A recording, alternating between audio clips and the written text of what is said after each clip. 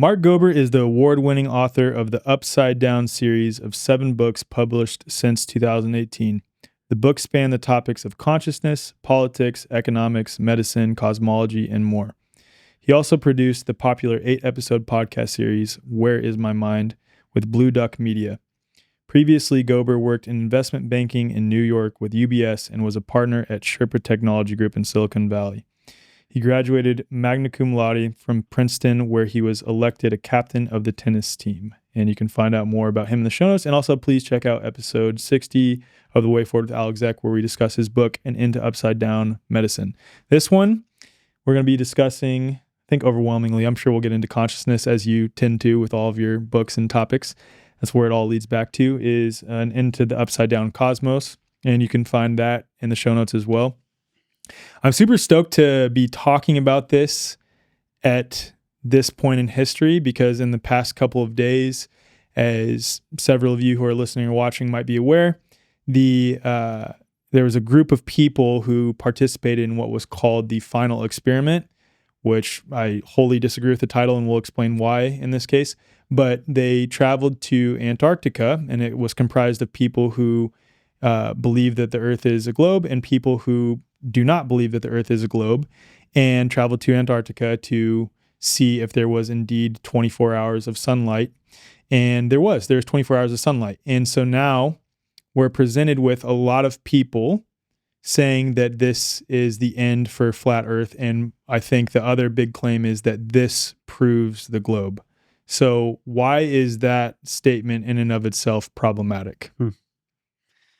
We need to start with a logical fallacy known as affirming the consequent. I find myself talking about this all the time because it applies not only to cosmology, not only to medicine, but like anything we hear. It has to do with the notion of causality, basically what caused something to happen.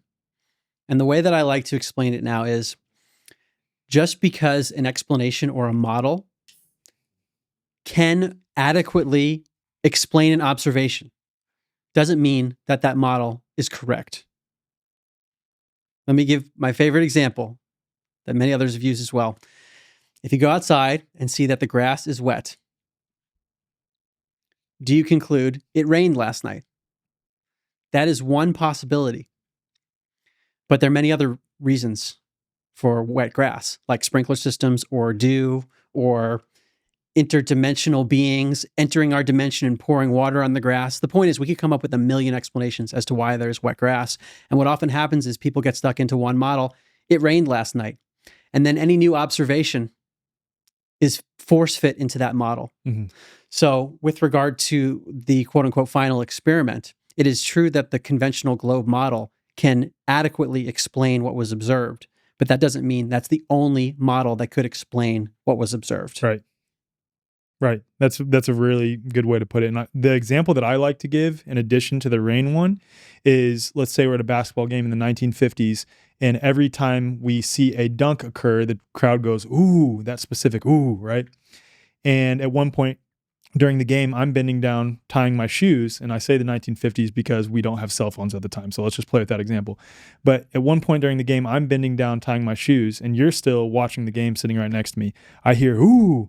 I hear the effect of the crowd going, ooh. So I look up to you and I say, oh, a dunk must have happened because the crowd going, ooh, is proof of a dunk. And you say, no, Alec, that's not what happened. Actually, the referee just got punched. I'm like, no.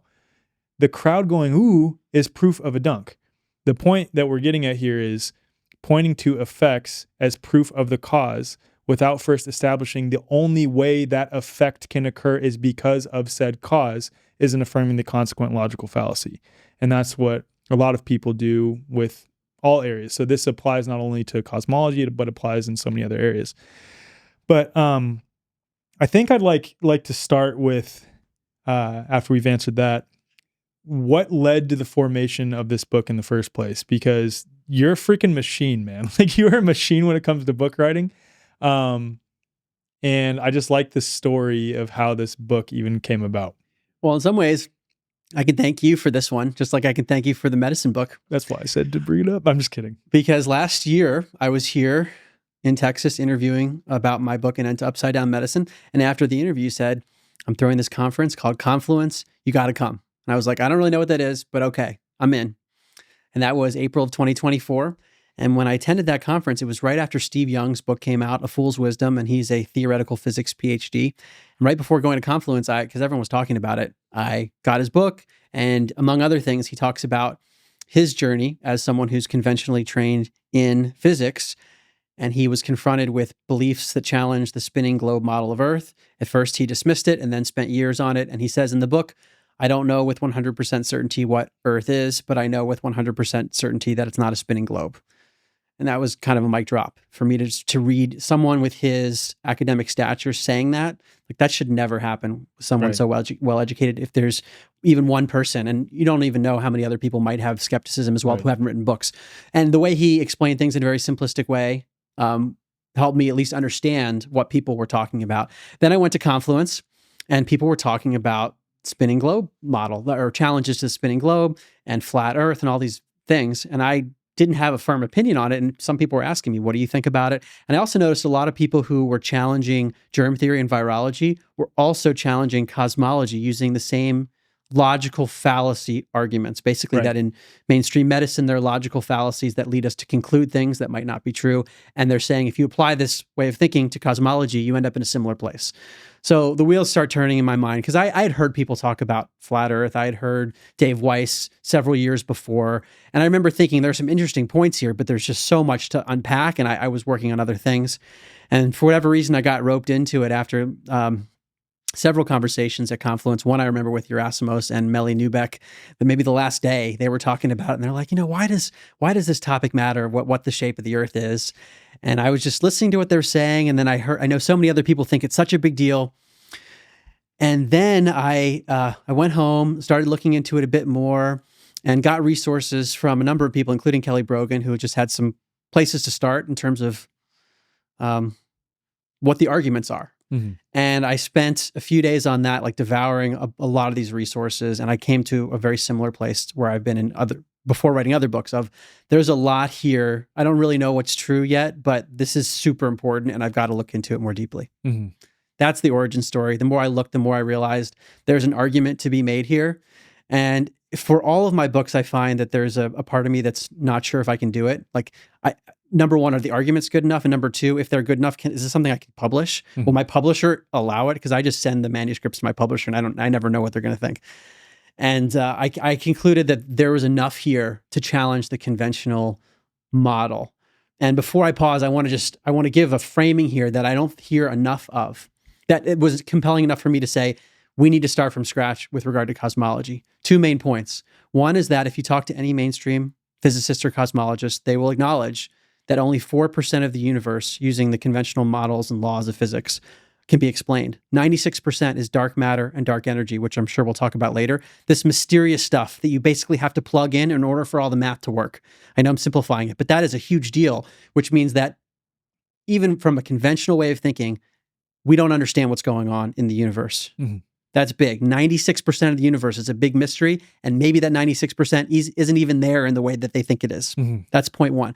Point two is that physicists will acknowledge there is no unifying theory of everything that can reconcile the two leading theories of physics. One is relativity theory, which is often believed to describe like galactic big scale movements, and quantum mechanics, which is believed to explain small scale things, even though quantum should apply to everything. But there's no reconciliation of these two leading theories, which apparently they work well in their respective domains. But when you put them together, metaphorically speaking, the equations blow up. Mm-hmm. So I quote Michio Kaku in my book, who's a mainstream physicist, and he talks about this crisis in cosmology, basically, that there's this massive mismatch to the effect of 10 to the 120th power, that they're off.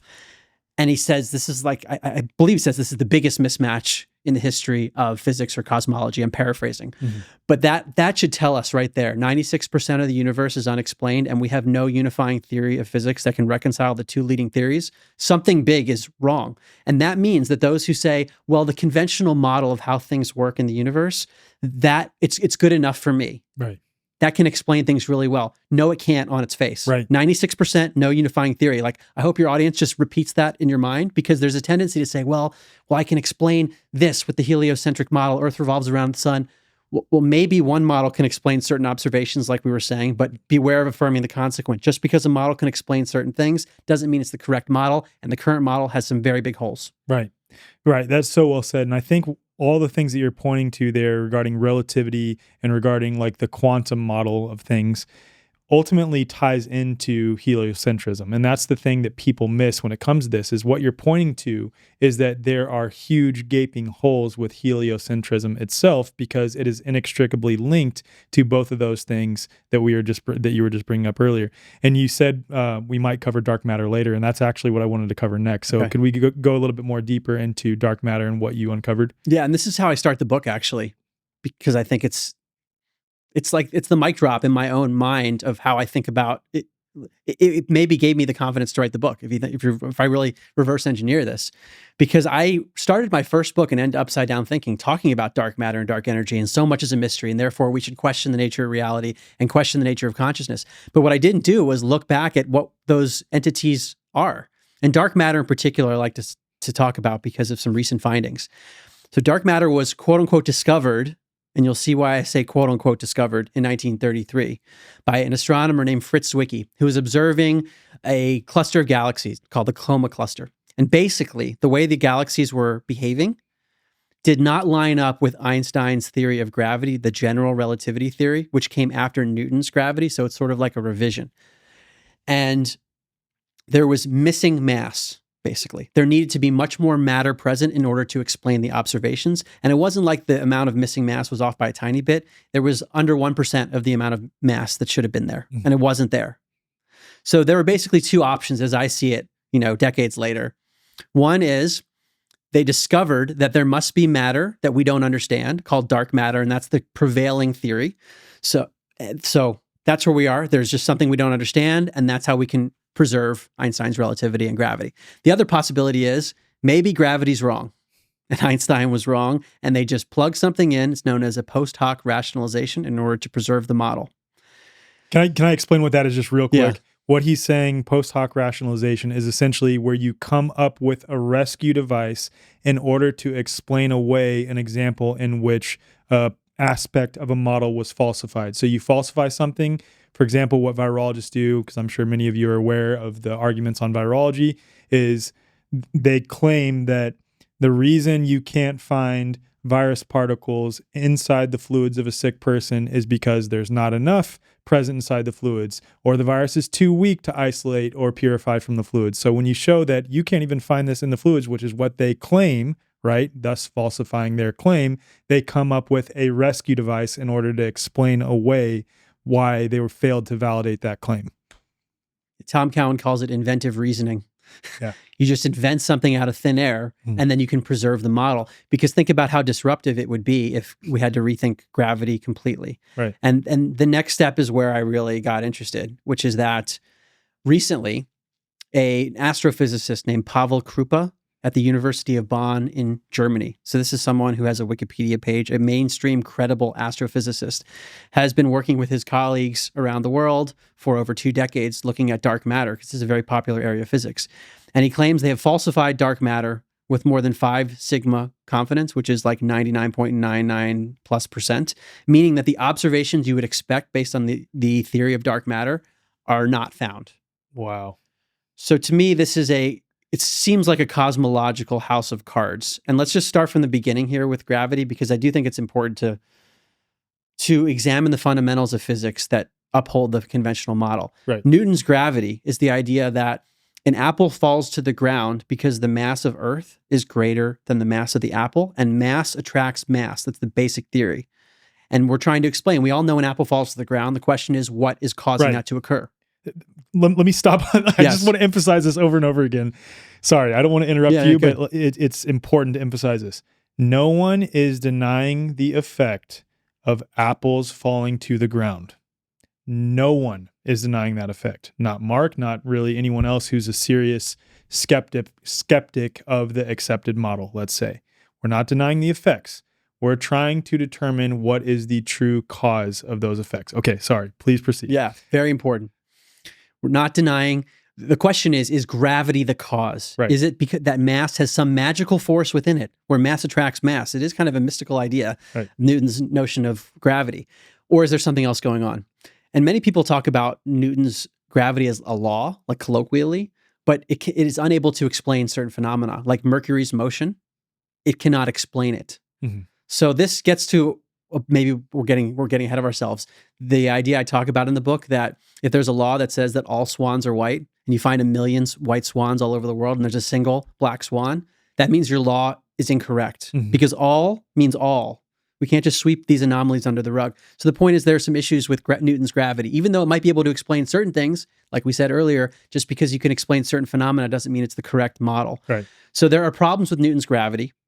And Einstein's relativity, general relativity in particular, came along later, and it's supposed to be more precise. Mm-hmm. It's not that mass is attracting mass per se. It's actually that mass is bending space-time, so it looks like the bigger object is attracting the smaller object to it, but it's a more refined version of Newton's gravity. And then we just talked about what happened in 1933, that you need to plug in dark matter in order for the math to work out, because there was missing mass in these observations. And now Pavel Krupa and his colleagues are talking about falsifying dark matter. So what is the ripple effect here? Is this a falsification of the current conception of gravity? And we have to rethink motion, basically? That maybe there's something else going on that's not being considered by mainstream physicists. Now, I know we're getting ahead of ourselves, but I've had some fun with AI on this topic, just going through the logic of it, because I've done a lot with AI, ChatGPT, and Gemini, and Claude by Anthropic to question virology, but I've expanded it to other topics. And it's interesting when you bring up the dark matter topic, because your audience might want to do this, say, like, what's the relationship between dark matter and gravity? And it doesn't make these connections, but eventually it will. It will say, like, the theory of gravity is really contingent upon the existence of dark matter. And wait a second, the spinning globe model is really contingent on the notion of gravity as it's currently conceived, because how could water stick to a ball? Like the oceans of Earth, they stick to the ball and they don't fall Predicated off. on gravity. On gravity. Right. So the way AI looks at it, and I'm not saying that's the final answer, is that the falsification of dark matter makes the spinning globe impossible. So just think about it logically. You need gravity for a spinning globe. Dark matter is required to uphold Einstein's relativity, which was needed to uphold Newton's gravity. Dark matter is being falsified. What's going on here? Right. Right. So again, say the confidence interval of this physicist in the modern age who has a Wikipedia page, really well-known physicist, who has said that his team has falsified dark matter. Yeah, it's more than 5 sigma, so 99.999+% odds that his results are significant. Yep. So that there is the way dark matter is currently conceived is not matching observations. And anyone can look this up. There's some really good articles on iai.tv. Look up Pavel Krupa. He says, and I'm paraphrasing, that the current cosmological model is wrong. We need something new. We need to rethink Einstein's gravity. Yeah. Wow. That's big. That's a really big deal. Really, really big deal. So where I think I want to go next, and I'll let you sort of guide this conversation. Obviously, you know your book better than I do. I have read it, and I got to say it's incredible. So I think that, like, you will get a lot out of listening and watching this podcast, but I cannot stress enough the importance of reading what Mark wrote on paper on his book. Like, it is incredibly important in order to really digest and understand this topic. But where I thought I wanted to go next was the 9 statements. The one, falsifying one model does not require a viable, complete alternate model. So I'll just read off the statements and then you just expand upon them. So in your book, you talk about these 9 statements. And one of those, the first one, is falsifying one model does not require having a viable, complete alternative model. So we'd already discussed that a little bit, but please expand upon it as it relates to Earth, cosmology, et cetera, et cetera. Yeah, so I think there's a tendency, whether it's in science or even politics, where if there's a conventional way of looking at the world and a challenge comes in to that way of looking at the world, but there isn't a replacement given to say, well, I think it's this instead, people are inclined to say, well, I'm just going to go with what has been believed for a long time. And the example I give in my book, and there are a bunch of others as well, is if you imagine we're taking a multiple choice test in school, and the teacher says, you need to come back with me. You need to come back to me with one answer. The answer is either A, B, C, or D. And I spent a bunch of time on this. You spent a bunch of time on it. And you come to me and you're like, Mark, I'm convinced it's A for these reasons. And I say, I hear you on all that, but I actually spent all week on A. And I can show you these are the reasons why A is absolutely not it. And you're like, those are some good points, Mark, but you got to tell me, is it B, C, or D? And I say, well, I don't know because I haven't done that analysis yet. And then you say to me, okay, well, then we must go with A. It has to be A if you can't tell me if it's B, C, or D. It's absurd, but that's how this works often. So if we talk about a falsification of cosmology or mainstream medicine, the tendency of most people is, well, if you can't tell me what the answer is, then we're going to go with the other one. We're going to go with what has been believed before. And I find I start the book off, it's actually dedicated to those who are comfortable with three important words. I don't know. Right. And that's where I find myself with regard to cosmology, because and it might be beyond our comprehension, the actual answer. So there seem to be many falsifications to the mainstream cosmological model, but I can't tell you that I know with any certainty what the true model is. Right. And whether that's the shape or the nature of Earth's place in the solar system, or the solar system, quote unquote, place in the cosmos, whether the Big Bang happened in the way that's described, all those things. I don't have the answer for that, but there are many holes in what we're told about a Big Bang 13.8 billion years ago, leading to Earth revolving around the sun and Earth having this very specific shape with a specific radius value and so forth. So it's okay to be like, well, I can show you how your model's wrong. And then someone says, well, what is the alternative? And I can say, I don't know. That's actually okay. Yeah. It's completely fine. Yeah. And another example that I like to give, just again, I think giving endless examples on this is important. The one that you shared with the multiple choice quiz is really good. The other one, to make it, I guess, more real when it comes to something that might put someone away for life, you could say, is the example of a murder case. Let's say Aaron swears that he saw Bill murder Chuck at a gas station or something like that, right? And there's CCTV footage from Bill's apartment complex showing him, or someone that looks like him, rather someone that's tall, same height as him, maybe wearing a similar hoodie, leaving the apartment complex that Bill lives at, heading to the gas station. And then there's CCTV footage at the gas station that Aaron owns where someone that is wearing the same hoodie, same height, murders Chuck and then drives away. And so Bill is being brought up on murder charges for murdering Chuck. But then when the court case happens, Bill comes up and says, actually, no, on this date of the murder, I was actually in Thailand. I have all the plane receipts. I have, a bunch of pictures. I have text messages between me and my wife. I even did an Instagram live on the day of the murder in Thailand, thus falsifying the idea that I was the cause for Chuck's murder. Bill has thoroughly falsified that idea that he was the one who committed Chuck's murder. Everyone would agree that it would be absurd for the judge, the jury, the prosecutor, and everyone to say, you know what? You did falsify this idea that it was you. But until you can come up with a better explanation for who did commit the murder, we're just going to stick with you. That'd be absurd. But that's what everyone is doing when it comes to this topic and many other topics. When you falsify one idea, that does not mean you have to have a better replacement for that idea. Falsification does not require replacement, and you don't need to know what is to clearly know and, falsify what clearly isn't, right? So the second thing you bring up is the black swans falsify a model. That's the second statement. So let's touch on that a little bit too. Yeah, it's worth repeating. If the law says all swans are white, and we find 10 billion white swans in one day, there's a single black swan, it means the law does not work.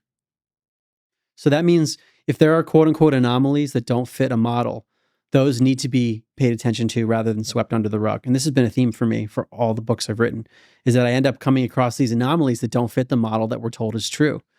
And we can't sweep those under the rug. It's enough to say if this one thing doesn't match your model, that means the model is not comprehensive. It's not able to account for all phenomena. And we see this all over the place, but especially in cosmology. It's like, well, the model works pretty well. It can explain things, and I understand my place in the universe, and there might be these anomalies we don't need to worry about. When actually there are things that falsify the model. And both of these two, the first one, falsifying one model does not require having a viable complete alternative model, and Black Swan's falsify model relate to the principle. I think it's a Vedic principle, the neti principle. Yeah. Am I correct in that? It's Vedic, right? Vedic. Okay, yeah. The idea of getting to enlightenment by saying not this, not that. Yeah. So you get to the truth by finding out what's not true, and you narrow down the possibilities of what is true. And credit to Tom Cowan, I think I heard him say that first, because I had studied that principle when I was looking at spiritual philosophy, and he was applying it to virology. It's a very important way of looking at things, because I'm finding as I look at more and more esoteric areas that it's hard to know exactly what is true, but there just seems to be these little things that don't fit the models that are not paid attention to, and then it helps us narrow down the possibilities of things that we should be looking at. Right. The third one is double standards are everywhere in debates about cosmology. Could you touch on that? It kind of ties in with the Black Swans idea, which is like, I'm willing to tolerate some anomalies that my model cannot accommodate. But if there's one little thing that you can't explain to me, then your model's done. Mm-hmm. And we see this with cosmology very often, especially with regard to the shape of Earth or the nature of what Earth is. The classic alternative that's put forth, I would call it a framework, not a model, because it's actually impossible to come up with a model of Earth, right, which we should talk about later. Yes. We don't have the observational capacity right now to have a comprehensive model, but there is a framework that many people talk about where Earth is it's a topographical plane, and there sometimes in a debate, you'll hear someone ask one question about cosmology that this model needs to explain, and maybe the person hasn't thought about it or doesn't have an explanation for it yet, and it's like that's enough for them to say, okay, your model, which isn't even a model, it doesn't work, and we should shut down the conversation. Whereas within their own conventional cosmology, they have been unable to explain many things, like no unifying theory of physics, 96% of the universe, dark matter, dark energy, and other things that we haven't talked about yet. And then the fourth one is observations do not on their own reveal the cause of those observations. We touched on this a little bit, but it's still important to hit it again. It is. This is affirming the consequent, where, a model that can explain something is not necessarily the correct model. So important. The globe model can explain the observations in Antarctica. Does that mean the globe model is the only one that could explain the observations? We don't know that. Maybe there are other things. And often something that goes along with this is that there could be elements to the nature of reality that we cannot comprehend. Right. So the explanation set that we have right now with current physics and current technology is limited. So there might be things outside of what we even know that might explain. You know, I think about this a lot as it relates to even the claim that human beings can only perceive 0.0035% of the available electromagnetic spectrum. First off, that's crazy in and of itself. But how do we know with certainty what is the full electromagnetic spectrum? You know what I mean? It's a great question. Like, even if that is true, that's crazy to think about, because that means that we, with our senses, can only perceive less than 1% of what is happening all around us, right? But that was derived based on human instrumentation in order to come up with what is the, quote, available electromagnetic spectrum. Right.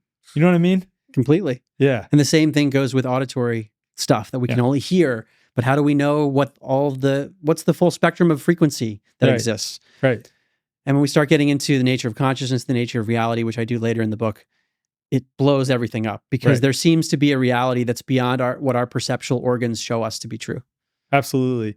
And that's why, like, I think it's so important to continue to hit on, until you thoroughly falsify all of the other possible explanations for this phenomenon that you are witnessing, you can't say that that phenomenon that you are witnessing is proof of what you think it is.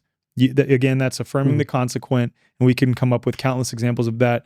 But I think that is one of the most important points to stress, because you see that happen all over the place. You see it happen, for example, with SARS-CoV-2 claims and COVID claims that I lost my taste and smell. That is proof of a virus. But just a few weeks ago, a guy on Twitter sent me an example of I think LA Times article that showed loss of taste and smell was a commonly accepted phenomenon even back then, and even people losing their taste and smell for 6 months or more was pretty frequent back then. So it's not new at all, and it's not specific to any so-called, quote, SARS-CoV-2 virus. But again, the same applies to cosmology. Okay, the fifth one, the celestial bodies in the sky look and behave, or the way the celestial bodies in the sky look and behave doesn't necessarily imply that the Earth looks and behaves in the same way. I've heard Dave Weiss describe it as, can we tell what the floor is like by looking at the ceiling? Right. It's a fallacy to say that I take out my telescope and I see something in the sky and therefore Earth is a certain way. Because it presupposes that Earth often, if we're talking about other planets that people see in their telescope, by saying the word other, they're implying that Earth is a planet, which presupposes a very specific type of cosmology in which Earth is in a solar system where everything's revolving around the sun. So all those things would need to be unpacked first. So it's just fallacious to say that Earth isn't something different based on what we see elsewhere. But this gets us into the Copernican principle, which is a philosophical notion that Earth does not occupy a special place in the cosmos. And it's so deeply embedded that to think that Earth might be special or different than other things in the sky, it's like, what are you, arrogant? And actually, Stephen Hawking, and I quote many other physicists, he says, we believe it on principles of modesty. And it's amazing how much of that Copernican principle has shaped observations in cosmology, where actual models, like the Big Bang even, arguably, Edwin Hubble talked about the expanding universe. Many of his observations were created, or the model created around those observations were designed to preserve the idea that Earth does not occupy a special place, because he said it would be a horror, it would be intolerable if we did. And this gets us into spiritual topics, because if Earth does occupy a special place, if Earth is special relative to the other lights in the sky, what does that imply about creation or some kind of intelligence and spirituality and religion? So this is a very deep topic. Just from that one logical fallacy that I hear so many people say, well, those things are round based on what we see, therefore Earth is something. One other comment on this is it just has to do with the nature of observation, aside from the fact that who knows whether our eyes show us what's actually real, which is a deeper philosophical question. Right. But if our eyes do show us what's real, often we're seeing things and we are interpreting their full shape. So like the moon, what do we actually see? We're seeing a disc shape. We're seeing something that's circular. There's a difference between a circle and a sphere. Mm-hmm. So we end up inferring often of, well, the spherical part must be there. Right. And I'm not saying anything conclusive, but we have to make that same... You're not stating that the moon is not or is. You're not saying that. But what we observe with our own two eyes is just a disc shape. That's what we observe with our own two eyes. Right. And the same thing goes with a lot of NASA imagery where we see of Earth. So it's just something to keep in mind that we will create a visual model of something that's an inference. And the same thing happens in virology when you have a static image from an electron microscope of dead tissue of that's supposed to be a virus, and those people will say, well, it's budding out, but it's actually static. So they end up creating a model of something that's moving when it's actually static. The point is we have to be very careful about extrapolations visually. One of the things you said, though, that I want to revisit is related to what's it called? The Copernican principle. The Copernican principle. And it's just crazy to think about how this entire framework for how the accepted mainstream cosmological view has come about is ultimately largely because of people who did not want to buy into the idea or the possibility that the Earth does hold a special place, that all of the things that followed were based on the starting point that they do not want to accept that we might hold a special place in reality. That's crazy. That's like crazy to think about. And that there could be models in which Earth does occupy a special place based on what we've observed. But one model has been adopted because it preserves the idea that Earth is not in a special place. And there's a documentary on this called The Principle, produced by Robert Sungenis. It's all about the Copernican principle and has many physicists who are quoted, so your audience might be interested in that. Okay, awesome. I'll throw that in the show notes too. Okay, I think you touched on this a little bit. Testing something on Earth alone in the moment is insufficient to draw conclusions about the broader cosmos and the past and in the future. But let's touch on that a little bit more. Yeah, and I quote Robert Bennett, who's a physics PhD, and he talks about basically like we assume things were true in the past as they are today. But what if there's some malleability, and we assume that light sources we see from different places are producing the same kind of light? So the point is that we have to think that maybe things were different in the past than they are today, and rather than assuming this constancy. Right. And there's just so many variables that are often not considered. It's like we just jump to conclusions when we observe something and forget how many variables could be interfering. Right. The seventh one is the way our eyes see obscures reality, and many of us are unaware of this issue. Thus, we fail to make the necessary mental adjustment. So, like you said, we see a tiny percentage of the electromagnetic spectrum, or at least the spectrum that we know of. Right. So that means there's a lot of stuff that our eyes are not picking up all the time. But even beyond that, there's a notion called perspective, which architects and artists are very familiar with, but it seems like in cosmology and physics, people don't know as much about it. And this is very important because many of the observations are based on what we see, and we see things because of the way our eyes interpret them, but our eyes might be playing tricks on us or things that we have to correct for. So consider, for example, if you're on a straight road where there are street lights, all the same height, it will look like the street lights in the distance are actually moving down as you get further away. They're lower and lower. They're approaching your eye level, but they're the same height. Think about that for a second. What does that mean about the things above us? Or the sun, we say the sun's setting, like moving down, or is it just moving away at the same height, but it looks like it's moving down because of perspective? These are things we have to consider. And we have to consider this with regard to the motion of all objects in the sky, the stars and so forth, that basically from your position, you're going to perceive things in a certain way. Visual perspective. I remember learning that in art class too, that we would draw with a ruler a point on whatever piece of art we were using. Like, let's say we're making a drawing that was supposed to look like a 3D drawing. And there was a point in which in the distance on the drawing, everything vanished to that point. And that's what we're kind of talking about here, is that the way our eyes work is everything ultimately across a distance goes to a vanishing point. Yes. And another example is railroad tracks. If you're at eye level, if your eye level is on the ground with the railroad tracks, even though they're parallel, it will look like they're diagonal and actually merging toward this vanishing point.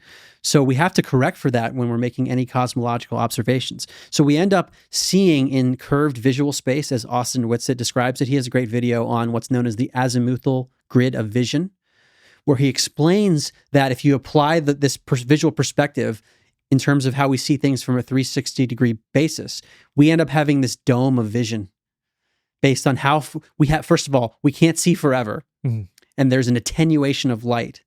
So when light moves through the atmosphere, like if you're shining a light in fog, for example, the light will be dimmer. We cannot see forever. And when you apply that, you end up with this dome of vision, including visual perspective, like the street lights moving down. So we end up seeing in what looks like curvature, but it's not spherical curvature. I was actually in the Netherlands recently. My Dutch publisher translated some of my books, so I was out there for a book tour, and it's super flat there. So driving, you get to feel this azimuthal grid of vision, the dome in all directions, and it feels like you're in a dome, but it's because of perspective. So it's circular in a sense, but not spherical. I feel like the same effect happens, and that's why you say that these areas have like big sky in air quotes. In some parts of Arizona and Nevada as well. Like I've experienced that before, where it feels like I'm in some sort of dome. Right. Yeah. And if you look at the clouds even, yeah, and it might look like the clouds are setting. Yeah. From some perspective, For sure. It's because of perspective. Right. As they're further and further away, it looks like they're approaching your eye level. And that's just the way that we perceive the world. So that means all astronomical observations, we have to rethink, what are we seeing? The stars in the sky.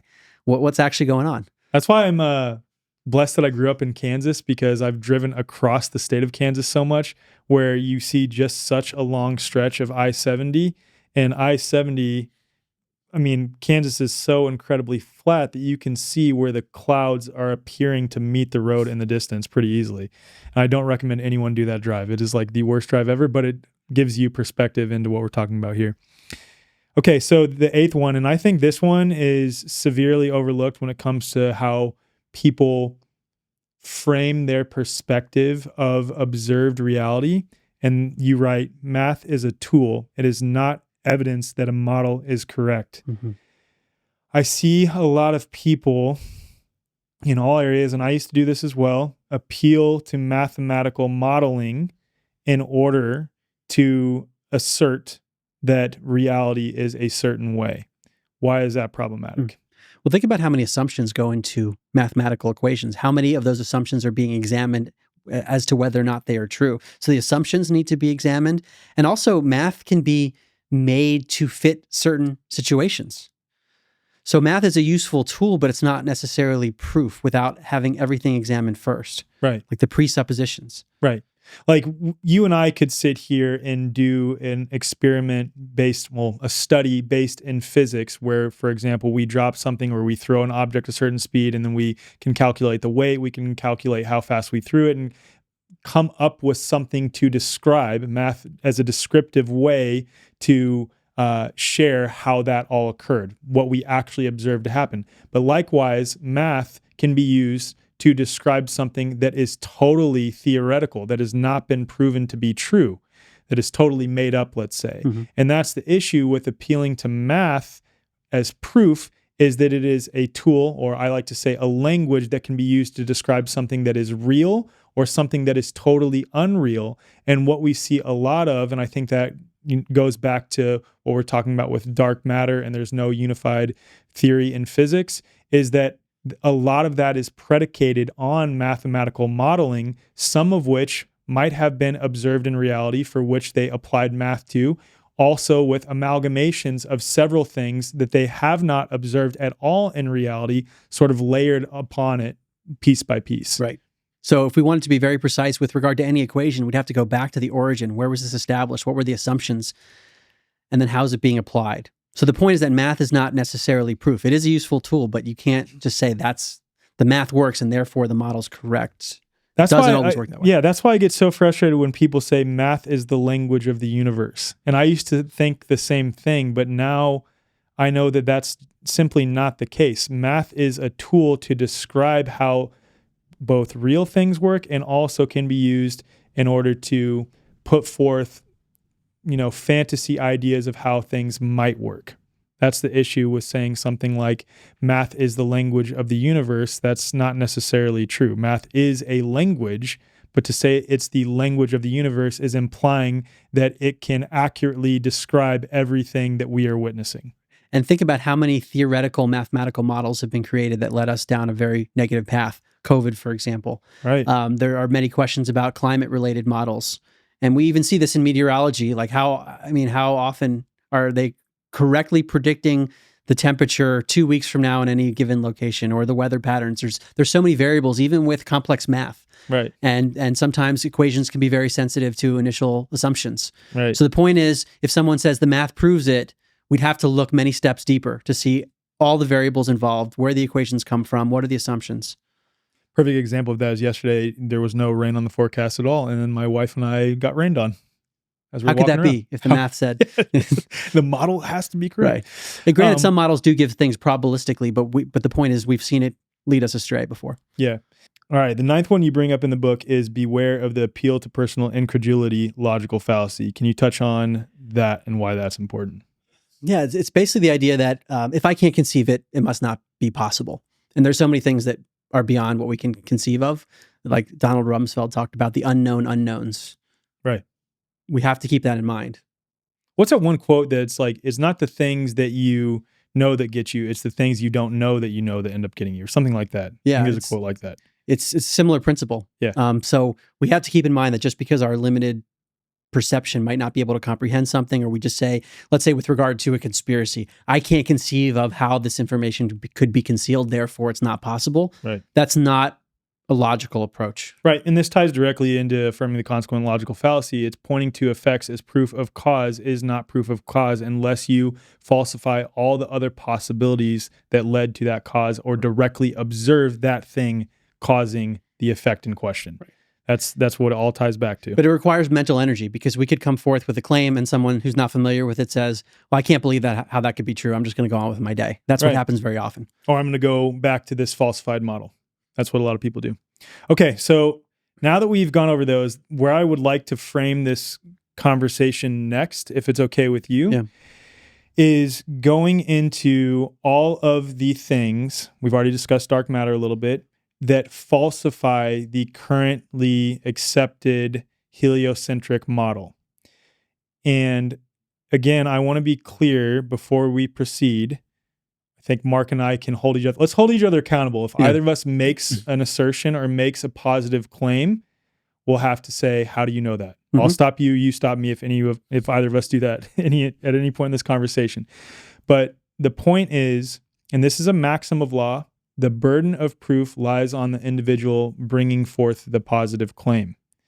And again, we've already stressed this. We don't need to know what is to clearly know what isn't. Falsifying one paradigm does not mean we have to have a better replacement paradigm. Mark and I are fully okay with just sitting here and saying, I don't know. And of course, we can provide other possible explanations for any given thing. But I think for the sake of this, aside from maybe some examples we might want to get into, I want to largely not do that. I would rather just focus on falsifying the currently accepted model. So where I'd like to start, unless you have a better idea of where to start, is with Michelson-Morley, because I think this one is a really big deal that even a lot of people who are skeptical of the globe, let's say, sort of overlook the importance of. So let's start with Michelson-Morley, if we could. So this was a very important study done in 1887, and it followed a study by Michelson in 1881. And the design of it's complex to get into without diagrams, but there are some really good explanations by Robertson Janis. He has a book called Geocentrism 101 and some interviews with the physicist I mentioned, Robert Bennett. But basically, the results of this 1887 experiment have been interpreted to suggest that the ether does not exist.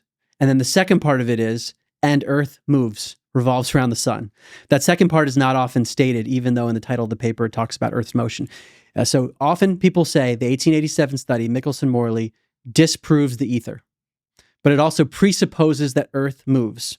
But there are alternative explanations of these studies. There's also one in 1871 by Airy, and it's known as Airy's failure, based on the presupposition that Earth moves. But if Earth does not move, then it would be Airy's success. And the same thing goes with Michelson-Morley. So they're basically, the way I look at it, generally speaking, is one interpretation, and this is which has led us to the current model of cosmology, is that the ether doesn't exist and Earth moves, or the ether exists and Earth does not move. And because they presuppose prior to this study the idea that the Earth moves, they ended up going with, based on the results, the ether does not exist and the Earth moves. Ultimately, again, because they're like, oh, we already know the Earth moves, so because these results are indicating X, it must mean that the ether doesn't exist and the Earth moves. Yes, exactly. But there are 2 points I want to make. People often talk about a null result in these experiments, which prove that the ether doesn't exist. But there are physicists like Robert Bennett who say there was actually a fringe shift detected. So the results have been interpreted by him and some others to say that ether, which in historical times was the fifth element. Yeah. And so they basically took that out of physics, but he's saying, wait, Bennett and others are saying that this ether does exist, but Earth is stationary. The second point I want to make is that there are a number of physicists who talk about these results of the Michelson-Morley study. So I quote a few in the book, but I'll mention a few here because this is really important. Physicist Henri Poincaré wrote in his 1901 book, Science and Hypotheses, quote, "A great deal of research has been carried out concerning the influence of Earth's movement on these studies. The results were always negative."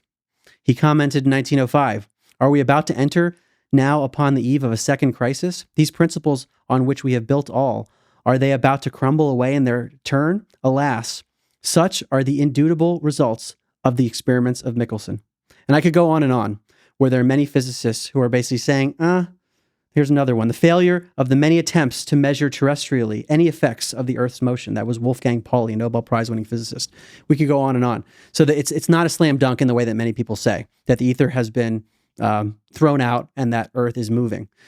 So we ended up with Einstein's relativity following the 1887 experiment. And some people have disputed whether Einstein was actually influenced by the study. And in my book, I quote Einstein. He says he was influenced by it. And relativity theory, as it's been interpreted by those who question mainstream cosmology, is that relativity talks about the basically shrinking of things, of the bending and warping of space-time, depending on how fast things are moving. So you could actually, like the movie Interstellar, I used to reference this all the time, where like someone's traveling at this, like light speed and then ages less quickly. You age less quickly as you're moving fast. Mm-hmm. And the same thing goes for objects. They can actually contract. Mm-hmm. Time dilation and space contraction. And so what Einstein's finding was that within the Michelson studies, the measuring device somehow was shrinking, and that led to the results they found. So this is potentially a post hoc rationalization. Yes. That's one way people have been talking about it. So the point is an entire new physics was created after these studies in the 1800s to preserve Earth's motion and to get rid of the ether. What if there's another physics in which the ether does exist and Earth is stationary? Right. And what we're kind of hitting at here is that if you did not have the preconceived idea heading into this study that the Earth was moving, I would think that, and maybe I'm wrong, correct me if I'm wrong on this, most people would conclude that, okay, ether exists and the Earth is not moving. Right. Based on the results of the study. But the paper itself, the Michelson-Morley paper, was titled On the Relative Motion of the Earth and the Luminiferous Ether. So it presupposes relative motion of the Earth. Right. There's a deeply ingrained belief system, and you can kind of understand it. If something is that, it's like virology. It's like, who would go to think that maybe we got that wrong? Right. And then when the results were indicating otherwise, that the Earth was indeed not moving, that's when they had to come up with these rescue devices, this post hoc rationalization, that there was a dilation in the instruments that ultimately led to that, which then you could argue might have bred the whole theory of relativity. That's the counter narrative that's put forth right now, is that the measuring device somehow shrunk, and that's what explained the observations, and we can preserve the idea that Earth moves and there is no ether, and we're going to build an entire physics on it. And I should mention Robert Bennett, who I quote, and there are a number of interviews he's done, especially with Austin Whitsitt. If your audience is interested, check those out. Yeah. He's like a serious physicist who goes through all the details of how these experiments are conducted. But he comes from an Einstein lineage of his advisor, I believe, was mentored by someone who worked directly with Einstein, and Bennett wrote his thesis on relativity. So this isn't just like some random thing, that there are, let's just say, credible people talking about an alternative way of explaining results from the 1800s. And if you it's like taking two different turns on a hike or two different paths. You take one path that leads us down the current cosmology of relativity and a Big Bang and heliocentrism, whereas the other one, if you bring back the ether, that could introduce many new areas of physics and technology, like free energy and who knows what else, but also cosmology. Dude, I've said before on this podcast and a number of episodes, especially on the more esoteric sort of spiritual, how does reality work episodes, that a lot of the so-called psychic phenomena, I think, can be more adequately described if you bring ether back into the picture, in my opinion. Yeah, I've had to reconsider so many things myself because I've written about psychic phenomena before considering ether. And now ether, to me, might be a spiritual interface. The interface between the spiritual, whatever that is, consciousness, and the apparently physical realm, whatever physical is. And it's the interface. Somehow reality can be molded into many different things using this ether as the intermediary. Yeah. And he didn't make a claim there. He said as a hypothesis. Maybe. Right. He said maybe. The other thing I want to touch on with that, and then I want to move on to a little bit more maybe in ether cosmology, just some of the ideas that are put forth, and then go back to some of the things that falsify the currently accepted model, is, correct me if I'm wrong on this, after the Michelson-Morley experiments and after the theory of relativity was sort of really put forth, Einstein was quoted as saying something about we may need to reconsider adding ether back in or something to that effect. Am I incorrect in saying that? Yeah. So this is, I believe it's in one of my endnotes in the book, that I'm trying to remember. There are some incompatibilities of relativity theory, of the special and general relativity theory. And one is with regard to light, that they treat light differently. And this is why Robert Bennett says these are incompatible. They can't work. And the other is the treatment of ether, that Einstein did talk about ether under one of his two theories, but he talked about it as a stationary ether rather than ether that moves. Mm-hmm. And the ether that moves is the one that we're talking about. Got So it. he did contemplate the notion of ether in his theories, but we're talking about a different version of it. Okay. And I hope I'm paraphrasing this. Again, this is not speaking as a physicist. This is speaking in general terms.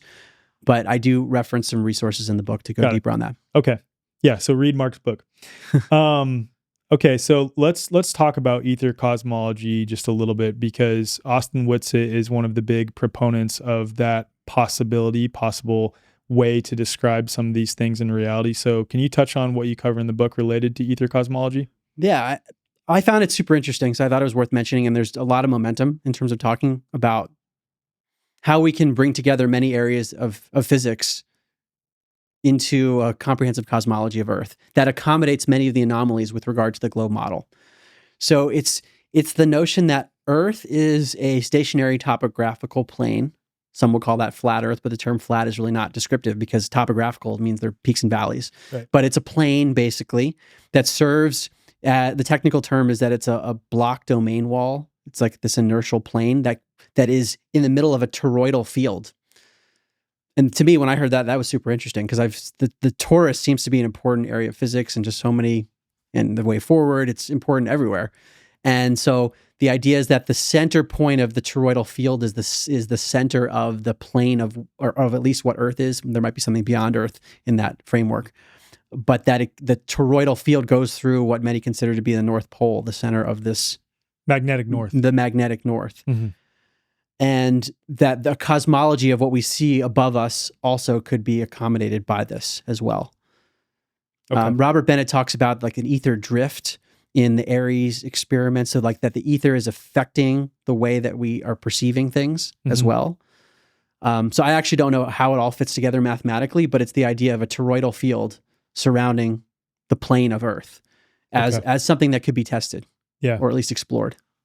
Yeah, it's super interesting to think about it like that, because in that context, it might, if you bring into consideration the toroidal field surrounding it, you could still possibly say that it is a globe, just a globe in a different way.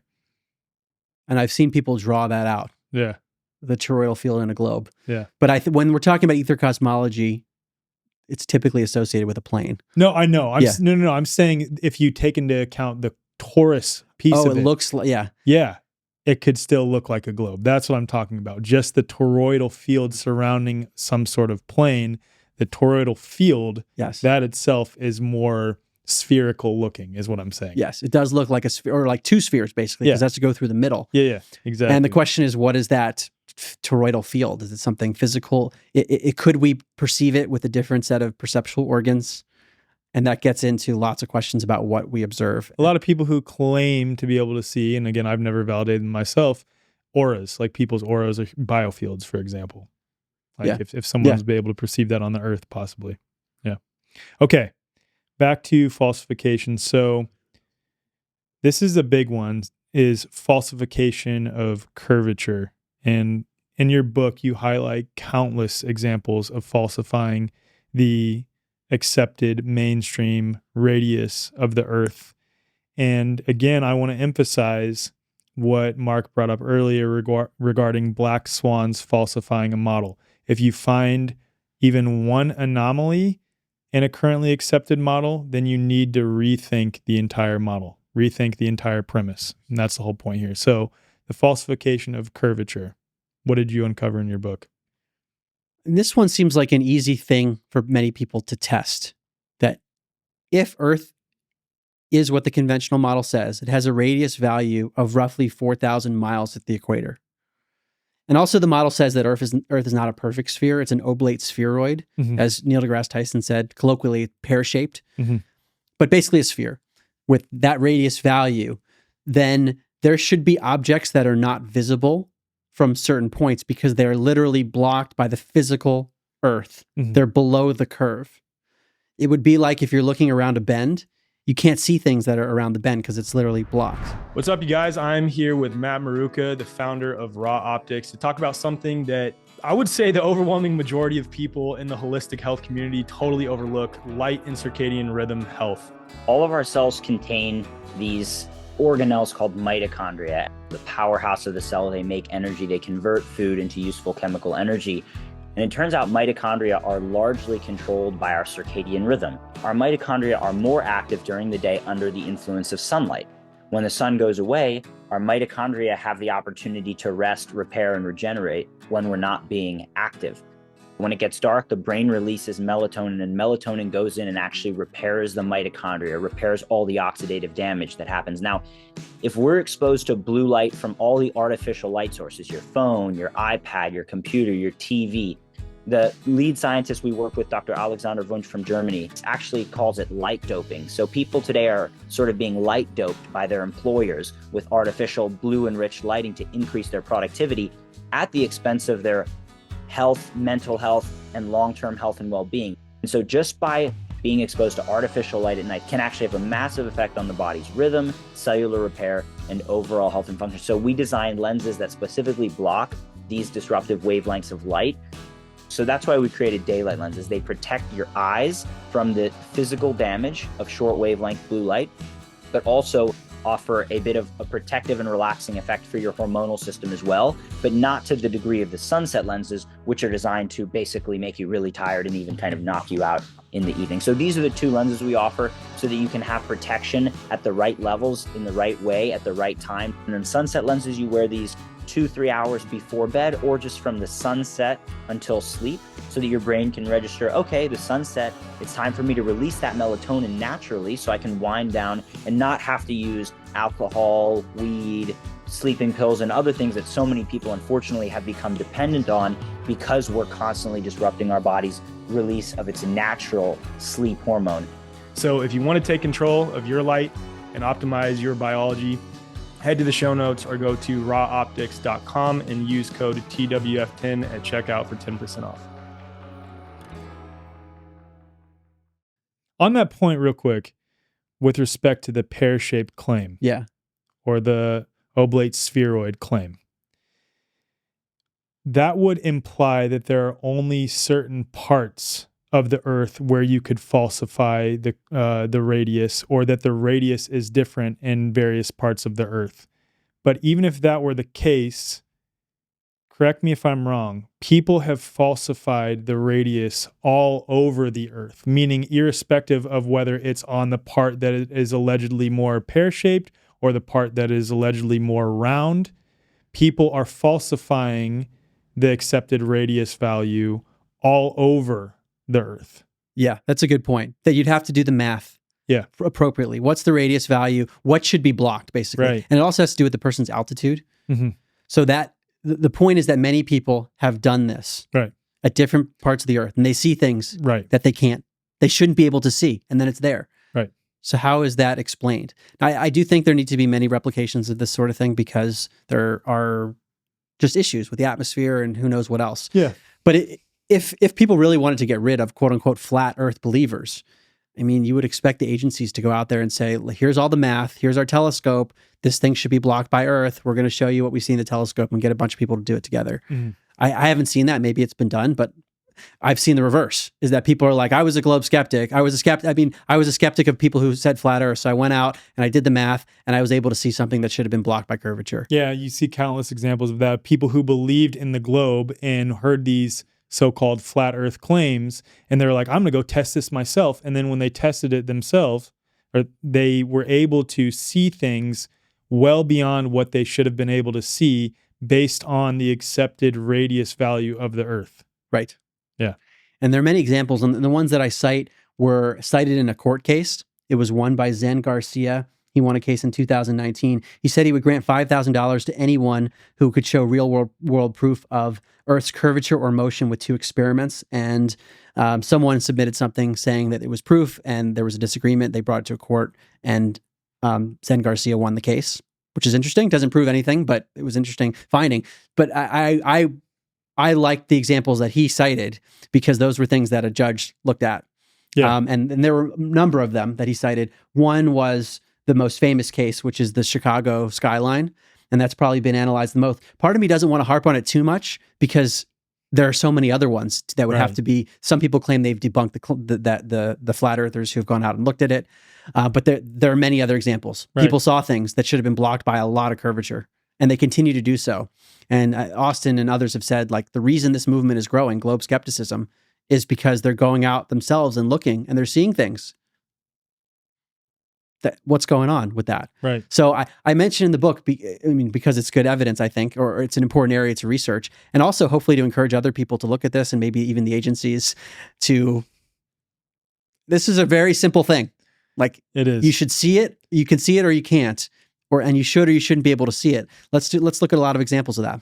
Yeah, exactly. Can you touch on that one though with the Chicago skyline? I know you don't want to harp on it too much, but it is important because there's a news clip that I think you also bring up in your book, if I remember correctly, where someone is viewing the Chicago skyline well beyond what they should be able to, and then the news anchors are saying something to the effect of, oh, the reason they're able to see the Chicago skyline is because it's actually a mirage due to refraction that happens, light bends, and this is bending around the curvature of the Earth, and ultimately that's why you can see beyond what you should be able to see. But in this case, with the Chicago skyline, these guys, Rob Skiba and Rick Hummer, they had their cameras set on the skyline, and then they approached on a boat while keeping their cameras laid on the skyline the entire time, showing that it never switched from a, quote, mirage to the actual buildings. And the whole time they were actually just able to see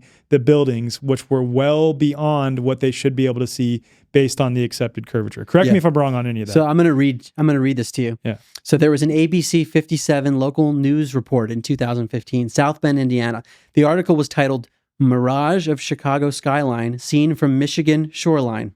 Of course, so presupposing mirage. And this notion of refraction is a post hoc rationalization, potentially in many cases. Right. Where we can't, this is not possible on a globe model. Therefore, there must be something that we can put in to preserve the globe model. Right. And the bending of light, meaning what you see with your eyes is actually not there. That's what they're saying. It's an illusion because light's bending. Right. This is important because we're going to see it later with the Selinelli and lunar eclipse, which is important, but we'll flag that for later. Okay, this is what the article says. A picture from the Chicago skyline taken almost 60 miles away is actually a mirage. Photographer Joshua Nowicki snapped the pic Tuesday night from Grand Mere State Park in Stevensville. Under normal conditions, even when extremely clear, this should not be visible due to the curvature of Earth, presupposing curvature. The Chicago skyline is physically below the horizon from that vantage point, but the image of the skyline can be seen above it. This is what Zen Garcia remarked in his court documents. This is the 2019 court case that he won. The news report was proven false by two of my colleagues, Rob Skiba and Rick Hummer. These gentlemen went to Chicago and made a video documentary confirming that one can see the picturesque Chicago cityscape from the side of Lake Michigan where Joshua took his picture. They then rowed across Lake Michigan in a boat while filming the entire duration, the city growing in scope and size as one came nearer to it. This documentary affirmed without a doubt that one could in fact see the Chicago skyline from such distance, and that it was not, as the news weatherman claimed, a mirage. It's a big deal. I'm trying to find in your book where you say, because I know you say in there how far below the curve the skyline should be, just to like really hit this point home, because it should be well below. It might have been for some other examples. Okay. It might have been some of the other examples. Yes, of seeing things that they shouldn't be able to see. Because there are some that should have been miles below. Give some more examples, because I'm going to find the ones that should have been miles below. Oh, here we go. I think I found it. Well, this is a good one too. Okay. As you're looking for that, this was presented by Austin Whitsitt, where he's looking at oil rigs in the distance from the beach, taken at a height of about 1.5 feet off the ground. The horizon should be under 2 miles from the camera at its height, given what the Earth's radius value should be. The farthest oil rig is about 10 miles away, and the horizon can be seen behind it. Think about that. Wait, if the horizon should be under 2 miles from the camera, and you know the oil rig's 10 miles, and you can see the oil rig what does that mean about the horizon and the curvature? Right. The farthest oil rig is about 10 miles away. But that's a like really important point I want to stress here too, though, is not only can you see the oil rigs, you can see the horizon beyond the oil rigs. If you guys missed what Mark's saying there, you shouldn't be able to see the oil rig first off, but you shouldn't be able to see well beyond the oil rig. And this also indicates that it's not just merely a quote refraction that is causing this phenomenon. It's that you can see the oil rig and everything beyond it. Yeah, I'm going to quote Austin. I quote in my book. He says it really well. It's basic geometry. The horizon in the globe model has to be in front of the oil rigs. There's no magical invocation of refraction that globe Earth believers can point to. This right here refutes the globe.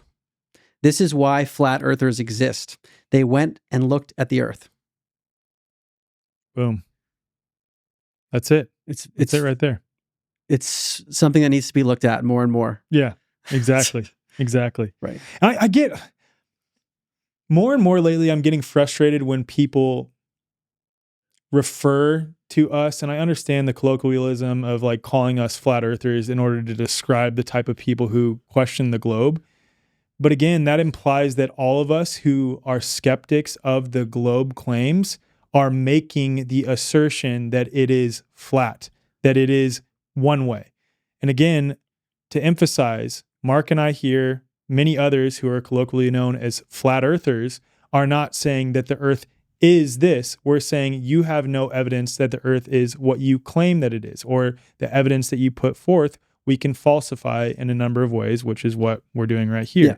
And I love the term globe skeptic. It's one that I use throughout the book. I feel much more comfortable with that. Same. Because I don't know what it is. I think there are some observations that do fit the flat framework. Like what we experience right now. We experience a stationary flat plane. That's what we experience. Yeah. But again, you and I both know, I think this goes without saying, that doesn't mean our direct experience is invariably 100% accurate and true. Right. So at least I've never seen the down and away curvature that you're supposed to see. Right. I've seen circular curvature. Yeah. That's very different than down and away spherical curvature that you're supposed to see. I haven't seen what would be direct evidence of a spinning globe, which is a video footage of the full sphere of Earth doing a full rotation. That footage doesn't exist. We've seen bits and pieces from satellites where it looks like there might be some curvature and you have to extrapolate. That's a full sphere. Right. So this is globe skepticism versus a flat Earth belief. Very important. And I found that people, because the book's only been out for a few months, they can almost exhale. They're like, well, I actually think I might be a globe skeptic. And that's okay. That's okay, because I'm skeptical of mainstream cosmology. There's too many holes in it, but I don't know if I can go full flat Earth because there might be holes in that too. Totally. And they're like, that's cool. So hopefully if your audience is listening right now, that's what we're talking about, is the current model cannot accommodate so many things that we've already talked about. And it's okay to be skeptical. And it's actually something that made me intrigued as I was researching, like, why is there such a stigma about these beliefs? This is pretty harmless. Like in medicine, I can understand it with virology. If you actually believe in contagion fully, that there are these lethal things that no one's ever established using the scientific method, then that could be what happened over the last 4.5 years, of course. Then that could be quote unquote dangerous. That's different than this. What is the danger in believing something about where you live? And that makes me wonder if there's something in this about the concealment of the true cosmology. Right. And people are up in arms more about this than they are the other topics by far, in my experience. By far. Yeah. People are more inclined to say, you lost me with this. I mean, virology is a pretty big one too, but this is next level. This is next level. It didn't end with you writing an end to Upside Down Liberty and saying statism might not be the way. No, that was a big one too. But each one, it's like I don't know, something's pushing me to go further and further. Right. Okay, so I want to just read one of these examples, if you don't mind. Go for it. One of the examples of seeing too far in your book. The longest line of sight observations in the Guinness Book of World Records is 275 miles, taken in 2019 by Gaspard Picard in Malmort, France. I think I pronounced that right. Line of sight refers to observations that are directly from the observer's eye to the object that's viewed without any obstructions. In this example, the observer views mountains from an altitude of 9,251 feet, roughly 1.7 miles. The mountain should be more than 3 miles below Earth's curve, but they are visible. Think about that, 3 miles below Earth's curve. And you go into countless examples. Yeah, I want to give one more, and these were listed by Austin Whitsitt in one of his lectures. Mountains 255 miles away from an observer at a height of 9,824 feet are seen, even though there should be 12,800 feet, more than 2 miles of curvature blocking the view of the mountains. In other words, they should be far below the curve, and yet they are visible. This is the key. The image is taken using infrared, which is significant because infrared mitigates the effect of refraction of light. So there's some interesting ways to test this. And there's another one that Austin references, I think it's the Canigou Mountain, where the sun sets behind it, effectively backlighting it so the mountain is clearly visible from long distances. And so the globe advocate's standard rebuttal is that refraction makes the mountain visible. However, because the sun is behind the mountain, what is seen is a silhouette. And what Austin Whitsitt alleges is that this is a shadow, which is the absence of light. And since refraction is the bending of light, refraction should not explain this observation. That's interesting too.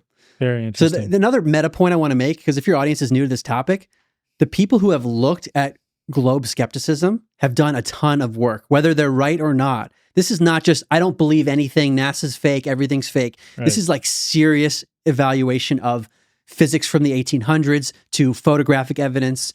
And that was something that surprised me. Right. So the point is there are countless examples of falsifying the alleged curvature and the radius value of the Earth. And again, irrespective of whether it's a part that is supposed to be more pear-shaped versus the part that's supposed to be more round, people have falsified the curvature and the radius value all over the Earth. So it doesn't matter whether it's in that specific area that is more pear, more round, et cetera, et cetera. It doesn't really matter. They're doing it all over the place. Yeah, there's geometry and it can be calculated. Exactly. Pretty simple. Yep. The other thing that I want to get into related to that, the horizon rises to eye level, especially as it relates to people going up in things like hot air balloons or like the high altitude examples of Russian, I forget what line of work they were in, but essentially people who are sent up in very high altitudes in Russia for various reasons and not seeing more of the horizon. Yeah. So the notion of a horizon in the globe model, it's a physical thing because the Earth is curving. It's a sphere. Right. So there's a point at which you won't see things like ships are supposed to go over the horizon, right? Allegedly, even though there are ways to explain. There's a backstop to what you can see because it's ultimately the Earth curve. The Earth itself is the backstop, essentially. Yes. Right. And as you elevate, you would expect as you get higher and higher, you'll see that down and away curvature from higher altitudes. But when people started going up in hot air balloons, they were not seeing that. Mm-hmm. So I'll give this is from 1931, scientist Auguste Piccard. He went to an altitude of 51,775 feet, almost 10 miles in a hydrogen balloon. And this was written in Popular Science. He said what he observed, it seemed a flat disc with an upturned edge. Interesting. You would have expected it down and away. Right. And so what's going on with that? And then in 1933, the USSR broke his record. They launched a balloon to an altitude of 60,095 feet. Popular Science magazine wrote about this one, quote, soaring in their airtight balloon gondola to a record-breaking height of 11.8 miles above the Earth. The other day, 3 Russian aeronauts brought back the first scientific observations ever made at so great an altitude. Above their heads, the sky provided a striking spectacle. Its color had turned a soft, deep violet and almost devoid of the light-reflecting haze found at lower levels. Looking down, they tried in vain to detect any curvature of the Earth's horizon. Mm-hmm. And were they at a point based on the commonly accepted mainstream size of the Earth, curvature of the Earth, at a point where they should have been able to see some sort of curvature in these examples? I believe they should have seen some. Yeah. And the idea is that as you're elevating, you should be able to see more of the horizon anyway. Right. Exactly. But instead it's rising to eye level. Right. Right. So you can do this on a plane. You can do the exercise on a plane. The horizon rises to eye level. And this is one of the complaints. Steve Young talks about this in his book, A Fool's Wisdom, with like some of the footage we see of rockets, that the footage will cut out. You'd want to see continuous footage as something is ascending higher and higher, especially the highest altitudes where the down and away curvature would be clear using the radius value math. And we don't have that visual evidence to many people's satisfaction. Right. Okay. The other one is ships vanishing hull first doesn't necessarily mean that it's a globe. Yeah, it has to do with the viewing angle. Mhm. And I've seen a video, Dave White posted this, and I've tried it myself, where basically if you put your eyes at the level of your kitchen counter, for example, and someone's holding a nickel right in front of your eyes and pulls the nickel farther and farther away from your eyes, what happens is the bottom of the nickel, all of a sudden it becomes not visible to your eyes because you're so close to the kitchen counter, and then eventually it disappears. So I would just recommend to your audience to do that exercise and then think about things that you observe that disappear, Right. whether it's the sun or anything else. So it has to do with the angular resolution. And there are different areas of optics and physics that get into the details of this. But there are explanations other than a globe. Can the globe explain it? Yes. Mhm. The globe can explain why a ship will disappear. Aristotle referred to this long ago. But that doesn't mean the globe's correct. There might be other reasons. Right. It also doesn't mean that the Earth is flat up to that point, because the flat model can explain it. Right. And another point I should make is some people say, well, maybe we can see objects that are far away, going back to the previous point, and Earth is still a sphere. It just has a much bigger radius. That's great. That's possible. But what does that mean for all of physics? Because physics is based on gravity, and gravity is based on mass. So the radius of Earth would, if it's much bigger, Earth would have a much bigger mass. And then how does that relate to the moon's distance and the sun's distance? It would destroy so much of cosmology, day-night cycles, everything. So maybe Earth is a bigger sphere, but that still means that mainstream cosmology's got problems. Right. Major problems. It pokes holes in the entire thing. Basically it falsifies the entire thing. Yeah, the entire accepted model, and that's the whole point.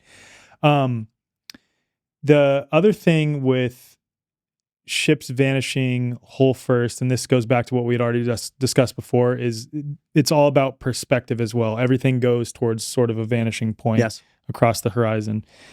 The other thing that I wanted to cover is the Guglielmo Marconi. I think I pronounced that right. Is it Guglielmo Marconi, Marconi? Horizontal wave propagation of 2,200 miles, because this is what led to what I would consider to be a rescue device, the ionosphere, but that may not be the case. But ultimately, Austin Whitsitt shares, as you share in the book, an example of higher frequency waves should still be able to penetrate the ionosphere. Explain the whole thing. Let's it's start with the basically when you foundation. send out waves, they go horizontally and you want to send it from one person to another. That's okay over relatively short distances on a globe. Yep. But if it's long distance on a globe, then your horizontal waves will fly out into space. Right. They're not going to hug the curve. And this was 1901. So when Marconi sent the radio waves out, and he sent them successfully 2,200 miles. And some people at the time were skeptical that he'd be able to do it, but he was able to send it.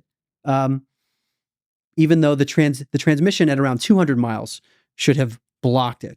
Right. Or it should have went flown off out into space. Exactly. So think about it. So what we're talking about here is radio waves, line of sight, go over a certain distance, and then based on the accepted curvature of the Earth, at some point, because the Earth curves away, the radio waves should just blast out into space, tangentially, essentially. But the problem is, he was able to make radio waves propagate 2,200. I don't know if were they radio waves? Yeah. High frequency radio waves. Were able to be accepted 2,200 miles away, which should not be possible based on the accepted radius value and curvature of the Earth. Yes, those waves should have flown off into space before reaching the person way down below the curve. Right. And what they said was the ionosphere is what explains that. The waves are reflected off the ionosphere. Right. So that there's something in the atmosphere, and then it goes down perfectly. You have to draw the geometry to the person on the other part of the ball. Right. So that the ionosphere, you could argue, was a post hoc rationalization. It was invented to accommodate this observation. Do you think the ionosphere has a bunch of invisible little guys who just accept the radio waves and then are able to direct them directly to the person that they're supposed to go to? Yeah, it's like sports. You throw the ball to them, they throw the ball down. Yeah, exactly.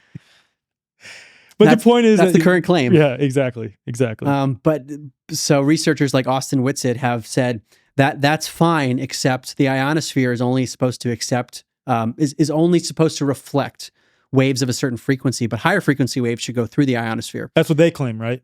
That's the mainstream scientific claim. Right. And what Austin has compiled is examples where higher frequencies reach the person and they should be going off into space. Right. So essentially the ionosphere is only able to reflect waves of a certain frequency, which is what they claim is the reason that waves are propagating well over 200 miles. Mhm. But there are examples of things that are higher frequencies, which, according to mainstream scientific community's claims, should not be reflected back by the ionosphere, are ultimately being, quote, reflected back by the ionosphere in this case, or not that, but are ultimately reaching people far beyond what they should be able to be reaching, essentially. Right. So he's citing examples in which radio waves with these higher frequencies successfully reached recipients more than 2,000 miles away. So they shouldn't have reflected off this alleged ionosphere, but somehow the waves reached the person below the horizon. Right. So that's a big anomaly. What's another explanation? That those 2,000 miles are a plane. Right. That's one model that could accommodate it. Right. I don't know. Right. But nonetheless, their claims are falsified here. Their claims it doesn't work, right. seemingly. Right. So again, this is something that's like, this should be examined. Mm-hmm. Why does this occur? And now there's an entire, I don't even know what you call it, atmospheric science based on what might be post hoc rationalizations. Mm-hmm. So that's something I would love to look at more deeply. Like, what are these different layers of the atmosphere? What of that is shown to be valid and what is just trying to preserve the globe model? Right. The other one you bring up in the book that falsifies the accepted model is specular reflection. Can I mention one more thing just really quickly? Yeah, because I know this please. affected, this has had a big effect on some people, is that if we use this horizontal wave propagation example, you can't use the same explanations with like refraction or things bumping off of an ionosphere in the water. And whales have sonar communication and they're able to communicate up to 10,000 miles from each other. Yeah. So they're propagating these waves and they are communicating. And what scientists say is that there's a channel in the water that bends around the globe so the whales can communicate rather than the sonar waves from one whale flying off the earth. They are able to reach other whales. 10,000 miles away. Uh-huh.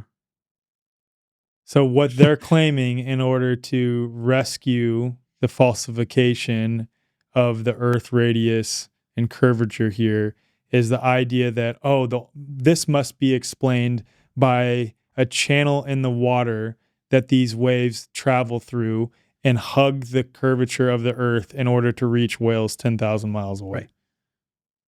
Yeah. So the argument that we might make here is that there's a post hoc rationalization, that this channel does not exist in the way that scientists say it should exist. But we know these whales can communicate.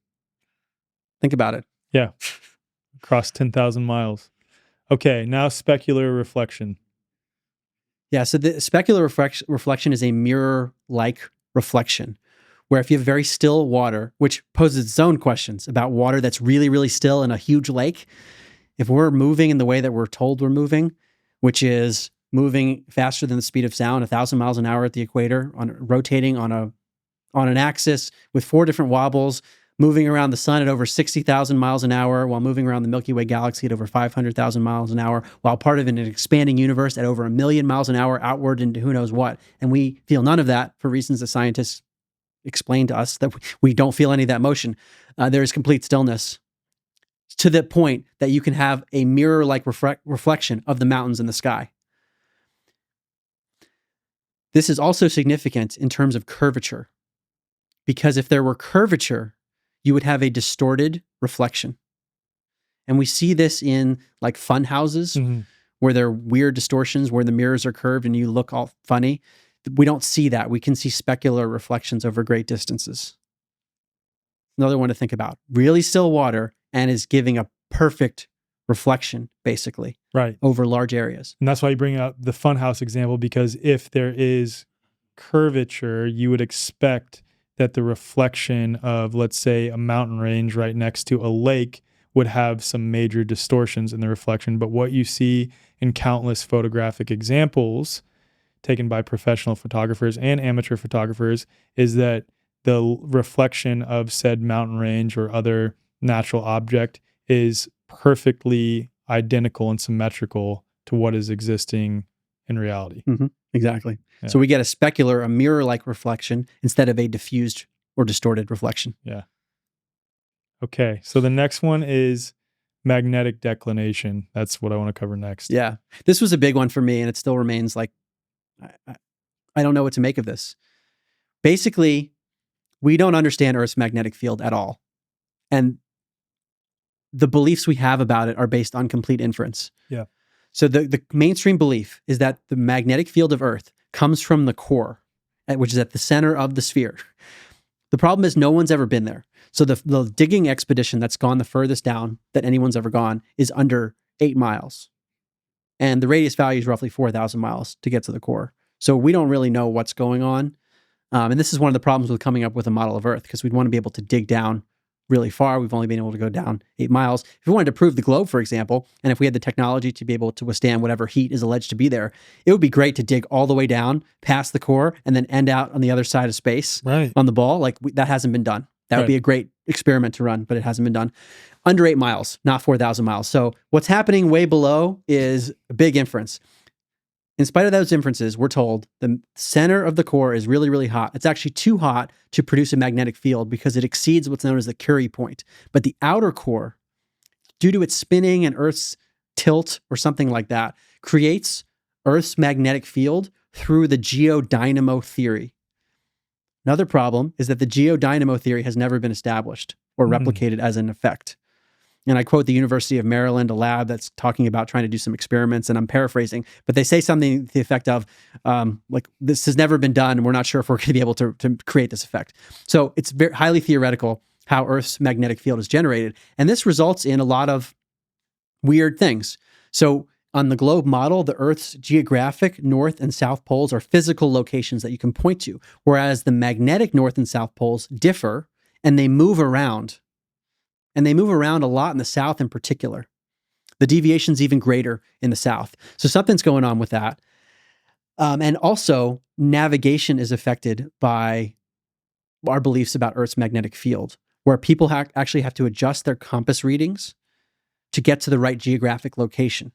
Interesting. And there's something known as magnetic declination, which describes this difference between the geographic poles and the magnetic poles. There's a website, it's called magnetic-declination.com, and you can click on any point on Earth, and it will show you the amount of adjustment that's needed. I've had to do that with land navigation in the Army a number of times. There are these declination charts. Right. This is how much you adjust your compass. So let's just take a step back. Our compasses do not work unless you manually adjust them. Yeah, that's wild. Based on a theory that's never been established, based on a place that's never been established either, the core of Earth. So when I hear people talking about this like impending pole shift, I'm just wondering now, like, do we have to reevaluate that? Is this pole shift just based on the faulty beliefs about Earth's magnetic field and all the adjustments that need to be made? I don't really know what's going on there. But what's interesting is that the amount of adjustment that needs to be made to the compasses goes completely haywire in Antarctica. That's interesting. To the degree of sometimes the declination is like negative 170 plus degrees. I quote some of them in my book just by clicking on like literal longitude, latitude points, meaning if your compass says something, turn around and then you'll get to the right geographic place. Wow. And then it'll be like 60 degrees declination and not far apart from each other.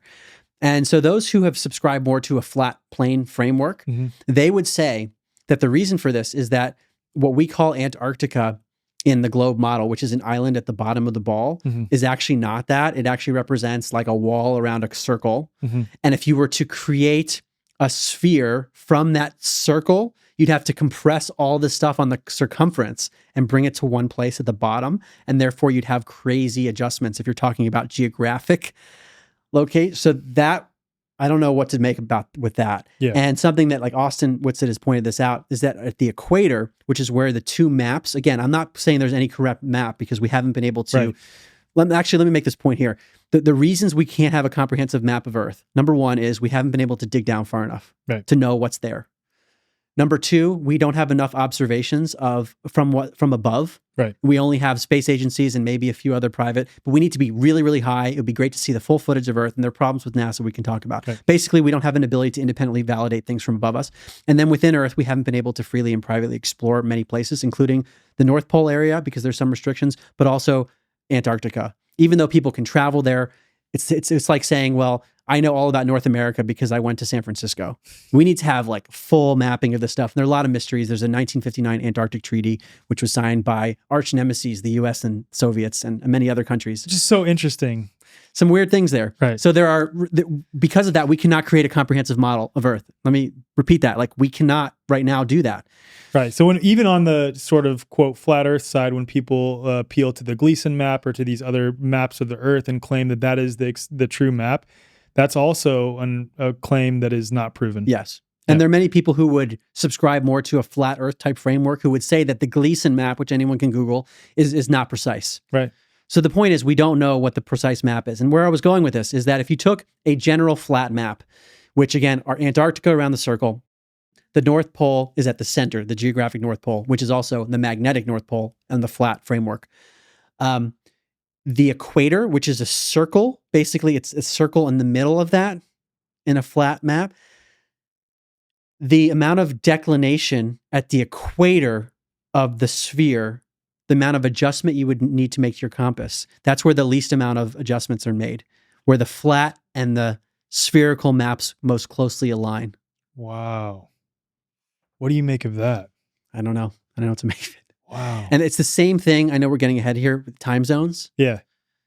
So in the northern hemisphere, there are 19 time zones. In the southern hemisphere, 32 right? And 24 at the equator. Yeah. And you'd expect 24 time zones. It'd be really easy to do 24 hours in a day. It's really simple on a flat map to have 24 time zones. And and if you were to compress the circumference of the flat map and bring it into the southern hemisphere on a sphere, you'd have to create all sorts of extra time zones and compress. And so some people would say that the time zone differences are all political, but you could see it if you were trying to hide the true map of Earth. Mm-hmm. You could conceal it by having different time zones in the north and the south.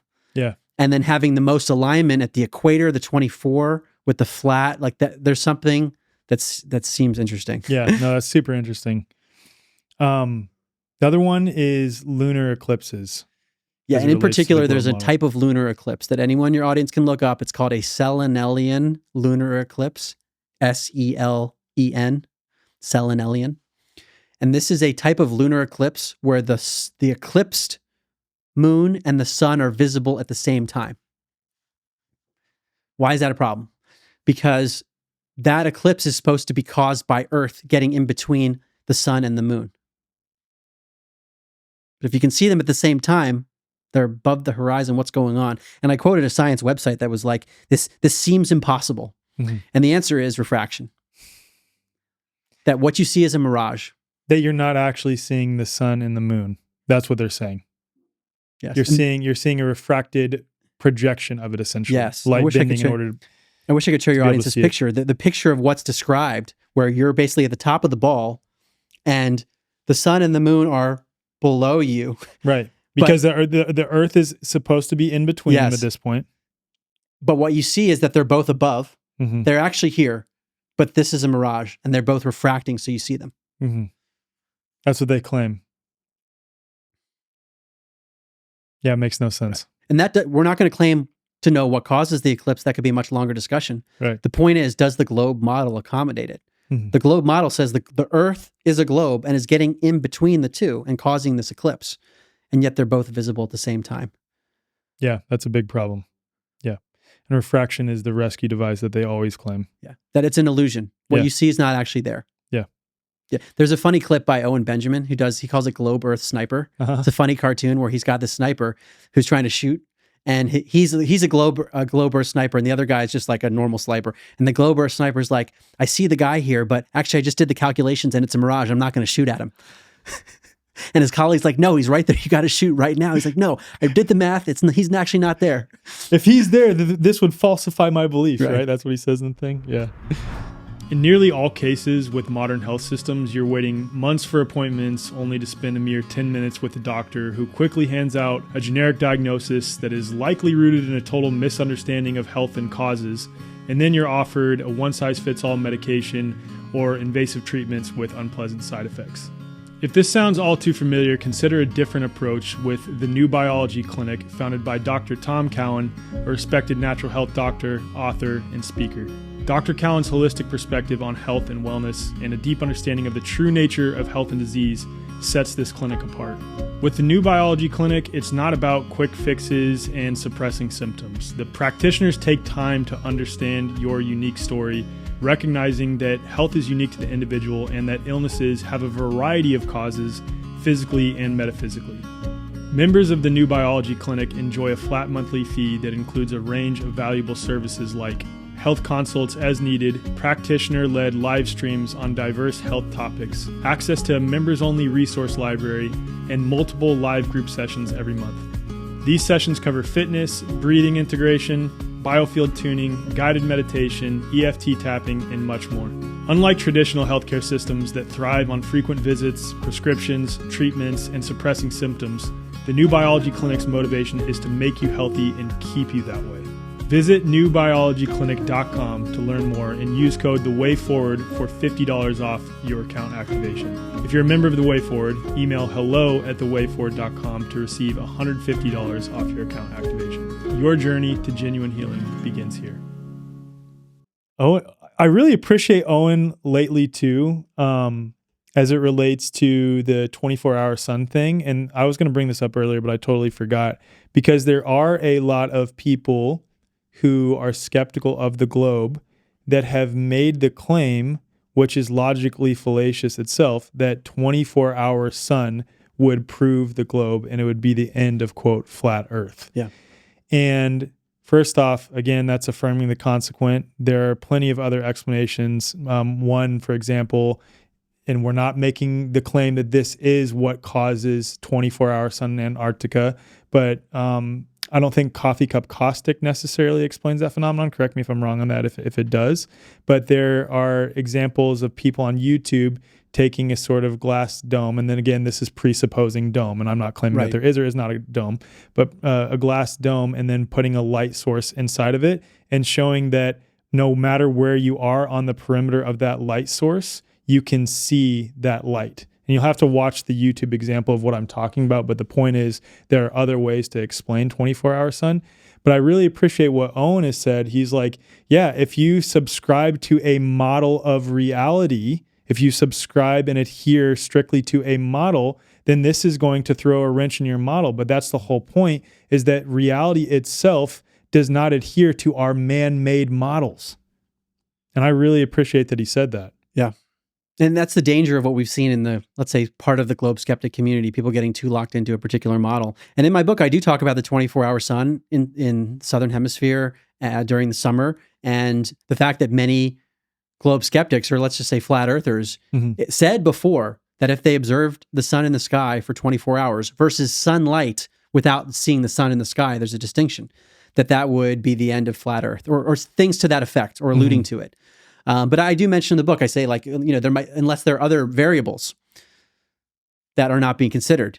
And I think that's where the globe skeptic community is now. We'll see where it goes in terms of how to explain it. I don't know how to explain a lot of things with it. But again, just because the globe can accommodate the observation doesn't mean the globe is correct. There could be another model. Especially when it comes to the countless other pieces that we've falsified here. Again, going back to your black swan example, if you find one black swan within an accepted model, then you need to rethink the whole model. And that applies to either if you subscribe to a flat Earth model or the globe model. If you find one black swan, then you need to rethink the whole model. Yeah. And I just want to say, just to get your audience thinking creatively, because we get often locked into this heliocentric model of a certain number of planets, and there's the sun and the moon. There are some weird things out there. And I'm not going to make any claims about what's true with this, but it's worth thinking in terms of creativity. There was a documentary in 2019 by Crow 777, the host of Crow 777 Radio. It's called Shoot the Moon, where he looks at these things that are known as lunar waves, where if using his telescope, and he's got some advanced technology, looking at it very precisely, it looks like the moon is in a fluid medium. Like there's almost waves of water that are distorting the moon at certain points. and even the space around it, which some people say, well, this is just like what the Bible says, the water's above, the water's below. There's a firmament. There's something that what we say is space is not a vacuum. There's some fluid medium. But in that documentary, he also has video footage of what appears to be two suns. Interesting. Two light sources. And they're a little bit, I'm trying to remember, one is yellowish and one's a little more orange. But he says he had tried to adjust for all the optical errors that could be there, but there were these two sun-like distinct things. And in Chinese mythology, they talked about multiple suns. There was a period of 10 suns in the sky. And there are others who talk about a black sun that's beneath. Yeah. And the same thing, there's anomalies with the moon. I believe there's some cultures that said there was a period when the moon wasn't there. Mm-hmm. So this goes back to one of the 9 points about like what we observe today. How do we know that's like what it has been in the past? And maybe it can change. So there just might be weird variables. And when we start getting into interdimensional aspects too, I don't know what to think. Right. So when we're in the box of just the materialism and the mainstream cosmology in terms of what's possible, I agree it's hard to get outside the globe. But when we expand beyond that, there might be many more mystical things out there. And mainstream science is heavily materialistic. This is where I started my work and into upside down thinking, moving away from this paradigm that consciousness and maybe even ether is related to this. Right. That there are multidimensional things happening and reality is way more malleable and mystical than mainstream science wants to believe. And they're stuck in the materialist paradigm. So they would never consider much of this. That's why I appreciate Veda Austin's work so much, because at the very least, it is an indication that reality is a lot more malleable by, you could say, the cause there being consciousness. Now, can you isolate consciousness in order to vary and manipulate it to see if it produces the effect? I don't think so. It's a non-physical thing as far as I'm concerned. But the point is, Veda's work, and I would say the work of Dr. Masaru Emoto, and I'm sure I could think of other examples here, are indicating that our thought energy, which I like to call thought and feeling combined and oriented towards something, can dramatically impact the physical expression and orientation and structure of water. And given that water permeates all facets of reality, you might be able to make an argument, or let's say more research needs to be done into this area regarding consciousness impacting the actual way physical reality is oriented and structured. And I'm not making any assertions here. I'm just saying it is pretty interesting what Veda is indicating, and then Dr. Masaru Emoto and arguably Gerald Pollack and others as well. Right. And then also work outside of just water of the phenomenon of psychokinesis, of mind-matter interactions. I'm on the board of an organization called the Institute of Noetic Sciences. Dr. Dean Radin and the scientists there have been studying this for a very long time, showing that the human mind is capable of affecting observations in reality and of actually affecting the world. So when we start getting into the notion of malleability, it really changes things. Totally. Because we don't know what's actually physical, and things might appear to be solid, but they're not, and they can change over time. So the point is lots of variables here. And then there's one more point I want to make, because this has affected a lot of people on the sun and the moon. The globe's explanation of normal eclipses, the fact that they appear to be the same size, the sun and the moon, think about that for a second. The sun is supposed to be 93 million miles away, and the moon's supposed to be about 238,000 miles away. And the eclipses occur in the globe model just such that one covers the other perfectly, like they're the same size. That the ratios of their respective sizes and distances are just so perfect that we have eclipses that way.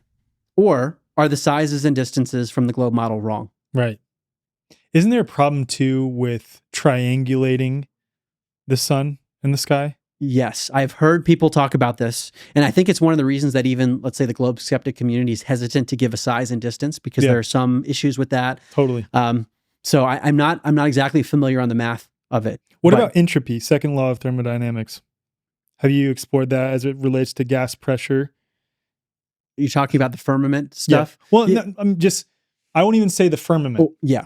Let's say enclosure. Yeah, their claim that we exist in a gas pressure system without a closed container next to a vacuum. Yeah, this was a powerful one for me too. And I mentioned the book, Steve Young, again, theoretical physics PhD, talking about this in his book, A Fool's Wisdom. Mm-hmm.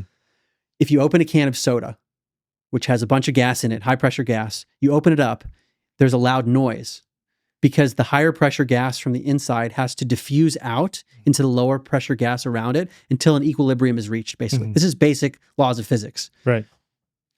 We end up in a problem when we think about Earth when applying this stuff, because we're supposed to exist, the ball of Earth, in a vacuum of space. A vacuum, we're not talking about a vacuum cleaner. We're talking about an extremely low pressure system. Right. Meaning if it's next to a relatively higher pressure system, the gas from the higher pressure system, if there's no enclosure, should diffuse out into this low pressure vacuum. We're talking major low pressure because it's an infinite vacuum and Earth is continuing to expand. So it's nearly an infinite vacuum of nearly no pressure. Right. So there's a massive gradient differential between the vacuum of space and Earth, which clearly has something because there are gases that are contained within Earth. Right. And they'll say that it's ultimately gravity, but again, going back to the falsification of dark matter means that there's poking major holes in gravity. So to say that gravity is the cause of the phenomenon of gas remaining at a sort of pressure gradient to a point and then all of a sudden existing right next to an infinite vacuum can't possibly make sense. Right. That the Earth's atmosphere peacefully coexists right next to the infinite vacuum of space, right, with no diffusion of the gases, just all getting sucked out, which is what you'd expect. So potentially like a violent sucking out of the gases here to this extremely low pressure vacuum. That doesn't occur because Earth is supposed to exist in an open system. It's not enclosed like a can of soda is a closed system. Right. And this leads many to believe that the current model cannot be correct. And there must be some kind of enclosure, something that's separating the pressure that we know exists on Earth with whatever's out there beyond, whether it's an infinite vacuum or if it's a fluid medium or something, that there's some enclosure. The biblical terminology is firmament. I don't know. I'm not going to make any claims about it, but that's the term that's often used. Right. The other thing with that relates to some sort of enclosure is you'll often see people when, let's say, globe skeptics say, how come we can't feel and experience all of these actions that the Earth is allegedly doing, like, spinning, rotating, wobbling, going all the way through space at, thousands and thousands of miles per hour. We don't feel any of it. And they'll point to, okay, well, when you're in an airplane, you don't feel the airplane moving necessarily, or when you're in a car, you don't feel the wind hitting your face and stuff like this. To which my response is the airplane topless? Is a car topless? No. The reason you don't feel any of those effects is because you're in a what? Closed container. The moment that you roll down your window or something like this, you do experience those effects. And that's the point. So when they point to, well, you don't feel it in an airplane, you don't feel it in a car, et cetera, yes, there's a reason for that, and it's because you're in a closed container there. Right. And some will say you don't feel it because the motion's perfectly constant, which is, it sounds a bit far-fetched. Say that there's no motion that's not constant at all. Like even a little blip, if you're moving that fast, you would feel that. So it presumes, especially for the perspective of many materialist Big Bang theorists, who would say that there's no intelligent design of any kind or no spiritual force. There's this perfection of Earth's motion that it's perfectly constant in all these different motions, so you never feel it at all. Earth also has an elliptical motion around the sun under the globe model, so it wouldn't be perfectly constant. Right. But so there's some strange things. Like if there is any speeding up or slowing down or any blip, any bump Earth encounters, we should feel that. And we don't feel that. Have you thought about too how, okay, so if we are spinning and then also revolving around the sun, which is their claim, and then satellites are supposed to be rotating around us, and they're supposed to remain constant throughout the sky, like their path trajectory throughout the sky is constant. If again we're spinning and revolving around the sun, wouldn't that mean at certain points with the satellites going around us that the satellite has to speed up at some times and then slow down at other times relative to our motion around the sun? Interesting. I have not thought about that. You know what I mean? Yeah. I think you understand what I'm saying. I understand right? what you're saying. I would love to talk to a satellite engineer. Yeah. Because that would mean that at certain points the satellite is having to speed up and at some points it's slowing down in order to remain constant in its trajectory across the sky relative to us who are spinning and then revolving around the sun. Am I explaining that well? Do you understand what I'm saying? I get it. Yeah, I get it. Yeah. But you're also speaking to a broader point, which I hope your audience is appreciating. Yeah. That when you start questioning this stuff, Like every aspect of technology and cosmology, you have to rethink. Right. And that's why this is so hard, because it's everything. With virology, it's pretty hard because you have to think, like, what's an antiviral? What's a PCR test? This is everything. It's everything about reality. About reality and physics. Right. Which is why it's such a big deal, though. Yeah. It really is such a big deal. Okay, I want to get into NASA now. Do you think it's appropriate to head there? Do you feel like we've covered most of the stuff in your book as it relates to falsifying pieces of the accepted model? Is there anything else that we missed? There's a quote from Einstein. I'll paraphrase it because I don't have it right here. But yeah. He said that I don't think that Earth's motion can be detected using any optical experiment, even though he said he retained his heliocentric belief that the sun's at the center.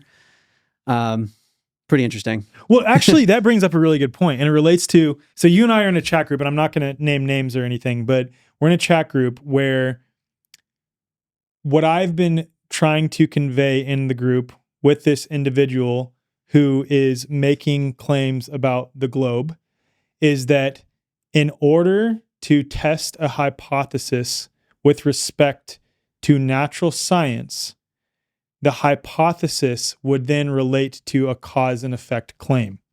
So in order to say that X is the cause of Y, you need to have X to vary and manipulate to see if it produces the observed phenomenon in question, Y. And what it happens, which is what I'm trying to indicate in this group, and what happens in every single case, I think I can say that pretty conclusively at this point, when it comes to claims surrounding globe, spinning ball, whatever you want to call the belief, is the cause for Y, that is presupposing globe. Because in order to test to see if globe, spinning ball, whatever you want to call it, is the cause of Y, you need to have spinning globe as the X independent variable to vary and manipulate to see if it produces Y. You cannot proceed to assume spinning ball and then conduct experiments seeing if it causes Y without having that thing to vary and manipulate. And I'm not saying that we don't live on Earth. What I'm saying is a specific claim that globe is the cause for the observed effect in question. If you can't vary and manipulate the amount of globe while controlling for all other variables, then it is not adhering to the scientific method. And you're presupposing globe and then affirming the consequent by pointing to effects as proof of cause, as proof of globe. And that's like a really big point here when it comes to any claims regarding the cosmos and regarding the shape of the earth and what these effects are pointing to. So tag on to that, this debate about heliocentrism versus geocentrism, which I remember learning about in high school. So geocentrism, the idea that Earth is at the center, often associated with a stationary Earth at the center, and everything that we see is moving around us, versus heliocentrism, sun's at the center, Earth revolves around the sun. There are many credible scientists who have said that these are, the technical term is kinematically equivalent, meaning that based on the observations of what we see in the sky, you can't tell if it's Earth is geocentric or heliocentric, if that's where we live. And I just want to quote a few scientists so your audience believes me, because we're getting into this affirming the consequent realm where, for example, Galileo, he observed things in his telescope, and then all of a sudden, wow, he has confirmed Copernicus's heliocentric model. Now we know it's heliocentrism. What did Galileo observe? He observed the phases of Venus, which are sort of like the phases of the moon, and he observed the Jupiter and the moon of Jupiter. Does that prove heliocentrism? The phases of Venus actually can be explained under Tycho's geocentric model, where the planets in the sky, the wandering stars, move around the sun in a particular way while the sun moves around Earth. So you could explain it using heliocentrism or geocentrism. Galileo didn't prove heliocentrism. And the same thing goes with his observations of the moons of Jupiter, that just because you have smaller objects moving around bigger ones, that's the observation in the telescope, does that mean that Earth revolves around the sun? You have to presuppose a lot based on something you see out there to say that we are that. Could his observations support heliocentrism? Yes, but not exclusively. So I'll quote Fred Hoyle, famous astronomer. Let it be understood at the outset that it makes no difference from the point of view of describing planetary motion, whether we take the Earth or the sun as the center of the solar system. Since the issue is one of relative motion only, there are infinitely many exactly equivalent descriptions referred to different centers. In principle, any point will do. And then another physicist, I. Bernard Cohen, there is no planetary observation by which we on Earth can prove that the Earth is moving in an orbit around the sun. Einstein said this, Stephen Hawking said this as well. So we run into this affirming the consequent constantly, where people observe something and they say the heliocentric model can explain this. Therefore, the heliocentric model is correct. Could be correct, but other models can explain it too. And those other models are not being considered. Right, exactly. And this is where I think there's one more important point that I want to make is that each claim needs to be analyzed in and of itself. Not necessarily relative to other tenets or aspects of the model. Because going back to your black swan example, if one claim related to an entire model of which other pieces of said model are reliant on the tenets of that claim is falsified, then you do have to question every other aspect of the model, which is why I say models are not reality. Models could possibly be parts of reality. Models, maybe you could say someone could at some day come up with a model to sufficiently describe all aspects of reality with no contradictions. But at this point, no one has even come freaking close to that. So we can say pretty conclusively, models aren't reality. So the point is, each claim needs to be taken on its face in isolation in order to determine the viability of it on its own. Right. Another way I phrase it, you said this earlier, is if someone has a belief, the first step is to ask, how do you know that belief is true? And as we've looked into things more and more, what I'm finding is that what we're told about reality or politics is the assumptions underlying those beliefs are often very shaky. Yes. And people are hesitant, I find, to ask those questions, to say, well, no, a PhD said it's true, so we don't need to ask that assumption. And I've talked to doctors about this with regard to contagion. Say, like, how do you know a virus exists and causes disease and can be transmitted from person to person? And they'll be like, well, there were studies done 100 years ago that validated this. And have you looked at those studies? No, I haven't looked at those. I mean, but so that's what's required really for all this stuff is if a claim's put forward, we've got to look back at the foundational elements of it. And that's why we're talking about studies from George Airy, 1871, Michelson-Morley, 1887. And what's so frustrating is people will then say, well, those studies are older. I'm like, yes, but everything now is predicated on those original studies. So you can't just say, oh, those studies are old. We have modern technology now to validate our claims now, when the modern claims are reliant on those original claims that were way back when. Yeah. And Austin Whitsett's done a really good job of compiling these studies that after the 1887 Michelson-Morley study, there were many replications done of it. And they get the same result because they're presupposing that Earth is moving. So therefore they say the ether has been debunked. But this is all foundational stuff. So now what do mainstream scientists say, or if you get a PhD in physics, I'm sure from the get-go, yeah, ether's been disproven. That was done a long time ago.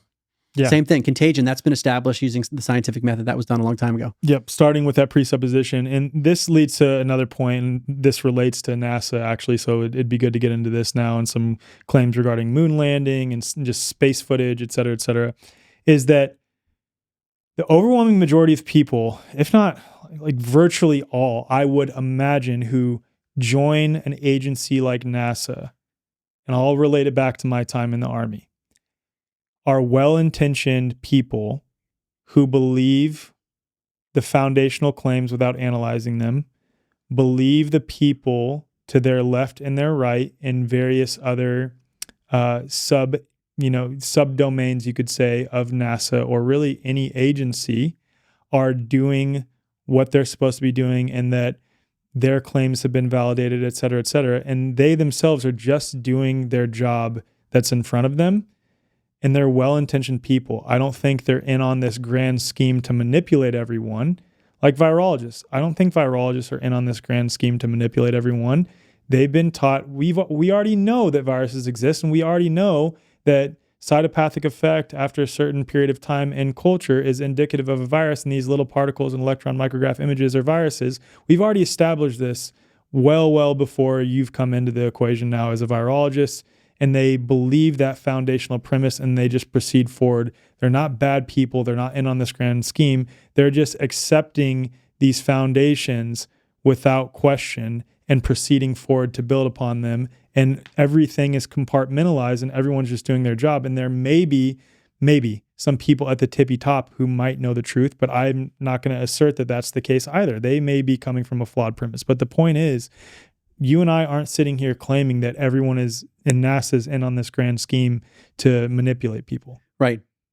And there are major pressures that you're also alluding to that would cause people maybe not to speak out if they had a question. Financial pressure. I mean, you could lose your job if you question, do viruses exist and cause disease? Could you imagine as a virologist or a doctor to ask these questions? And we know what's happened to some people who've spoken out. It's financially and personally very damaging to people. But you're reminding me of what Pavel Krupa said. He's the astrophysicist from the University of Bonn who's worked on falsifying dark matter. He was asked in an interview, well, if you falsified dark matter, why is this such a hot topic that everyone's trying to study? And he says it's because of sociological pressures. This is where all the funding is going to study dark matter. This is where you win prizes. And if you're early in your career, do you really want to step out and speak out against this stuff? So we have to keep that in mind as well. Have you asked ChatGPT or any AI what the potential financial ramifications are of upending the heliocentric model? That would be a good one to ask. I know you've done it with virology. Yeah. I have not done it. So with virology, when I asked Meta AI, it gave a figure of $2.5 to $5.3 trillion, which is a ton of money.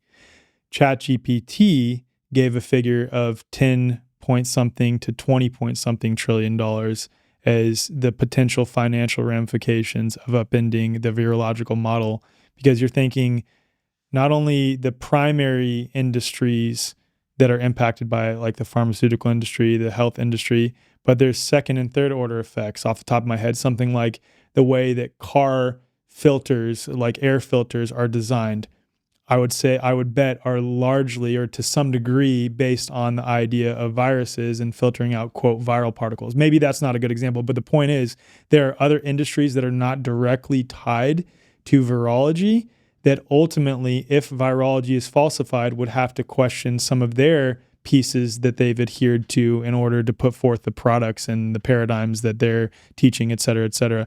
I bet it would be even worse when it comes to this, though, because we're not talking about one subset of reality. We're talking about reality and the ground we stand on itself. Right. And we start getting into, first of all of physics has to be questioned, which gets into every technology. The defense industry, I mean, NASA's budget alone, just confirming it here, $25 billion budget in 2025, $68 million per day. So there's a lot at stake here. And what's interesting, if we take, I want to find the exact quote from Pavel Krupa. This is on the falsification of dark matter. Our model of the universe has been falsified.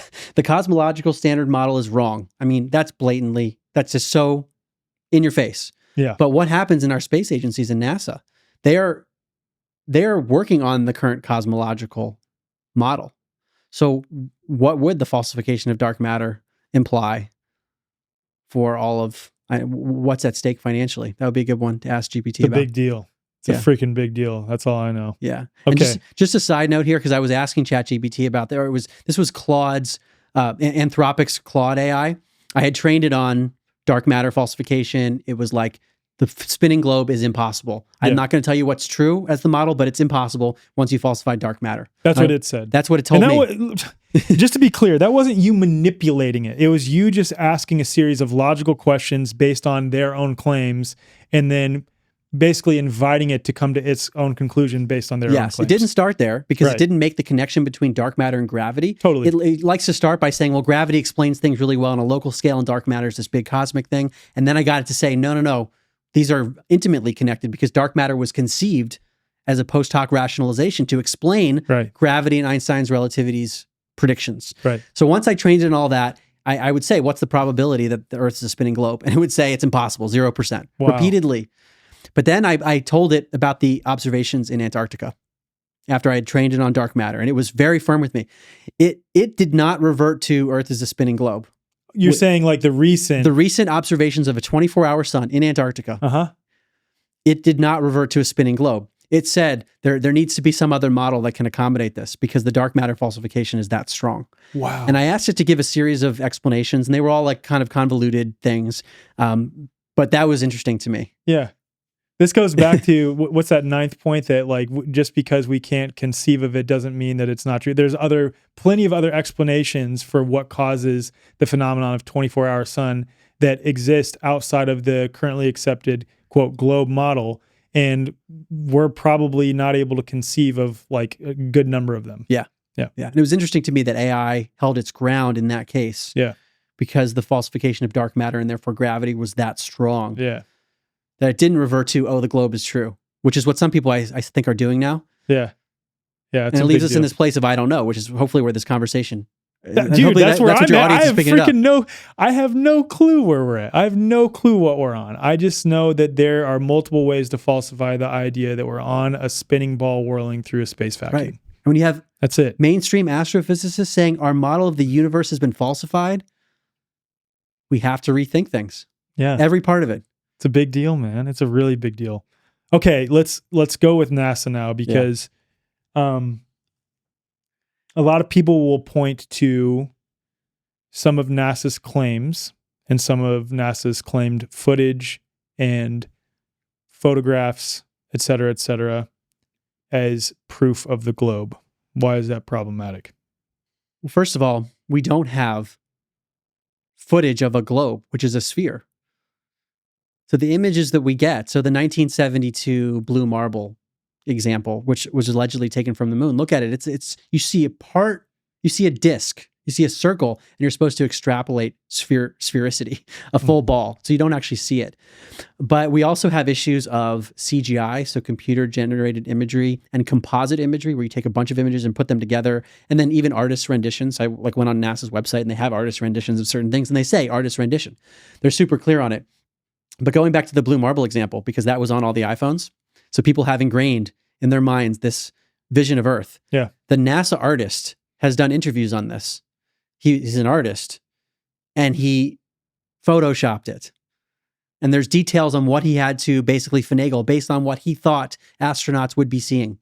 Wow.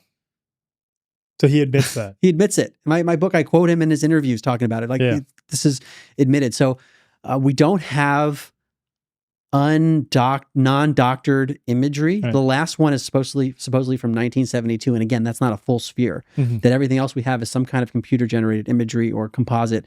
So we end up having to extrapolate based on the images that we get. I mean, the two things, as I was writing, I'm like, I would love to see video footage of Earth doing a full rotation, continuous raw footage, where you could zoom in and see buildings on the top standing up straight, hanging sideways on the side, and hanging upside down on the bottom, because that's what the model posits. Right. To be able to see all of that.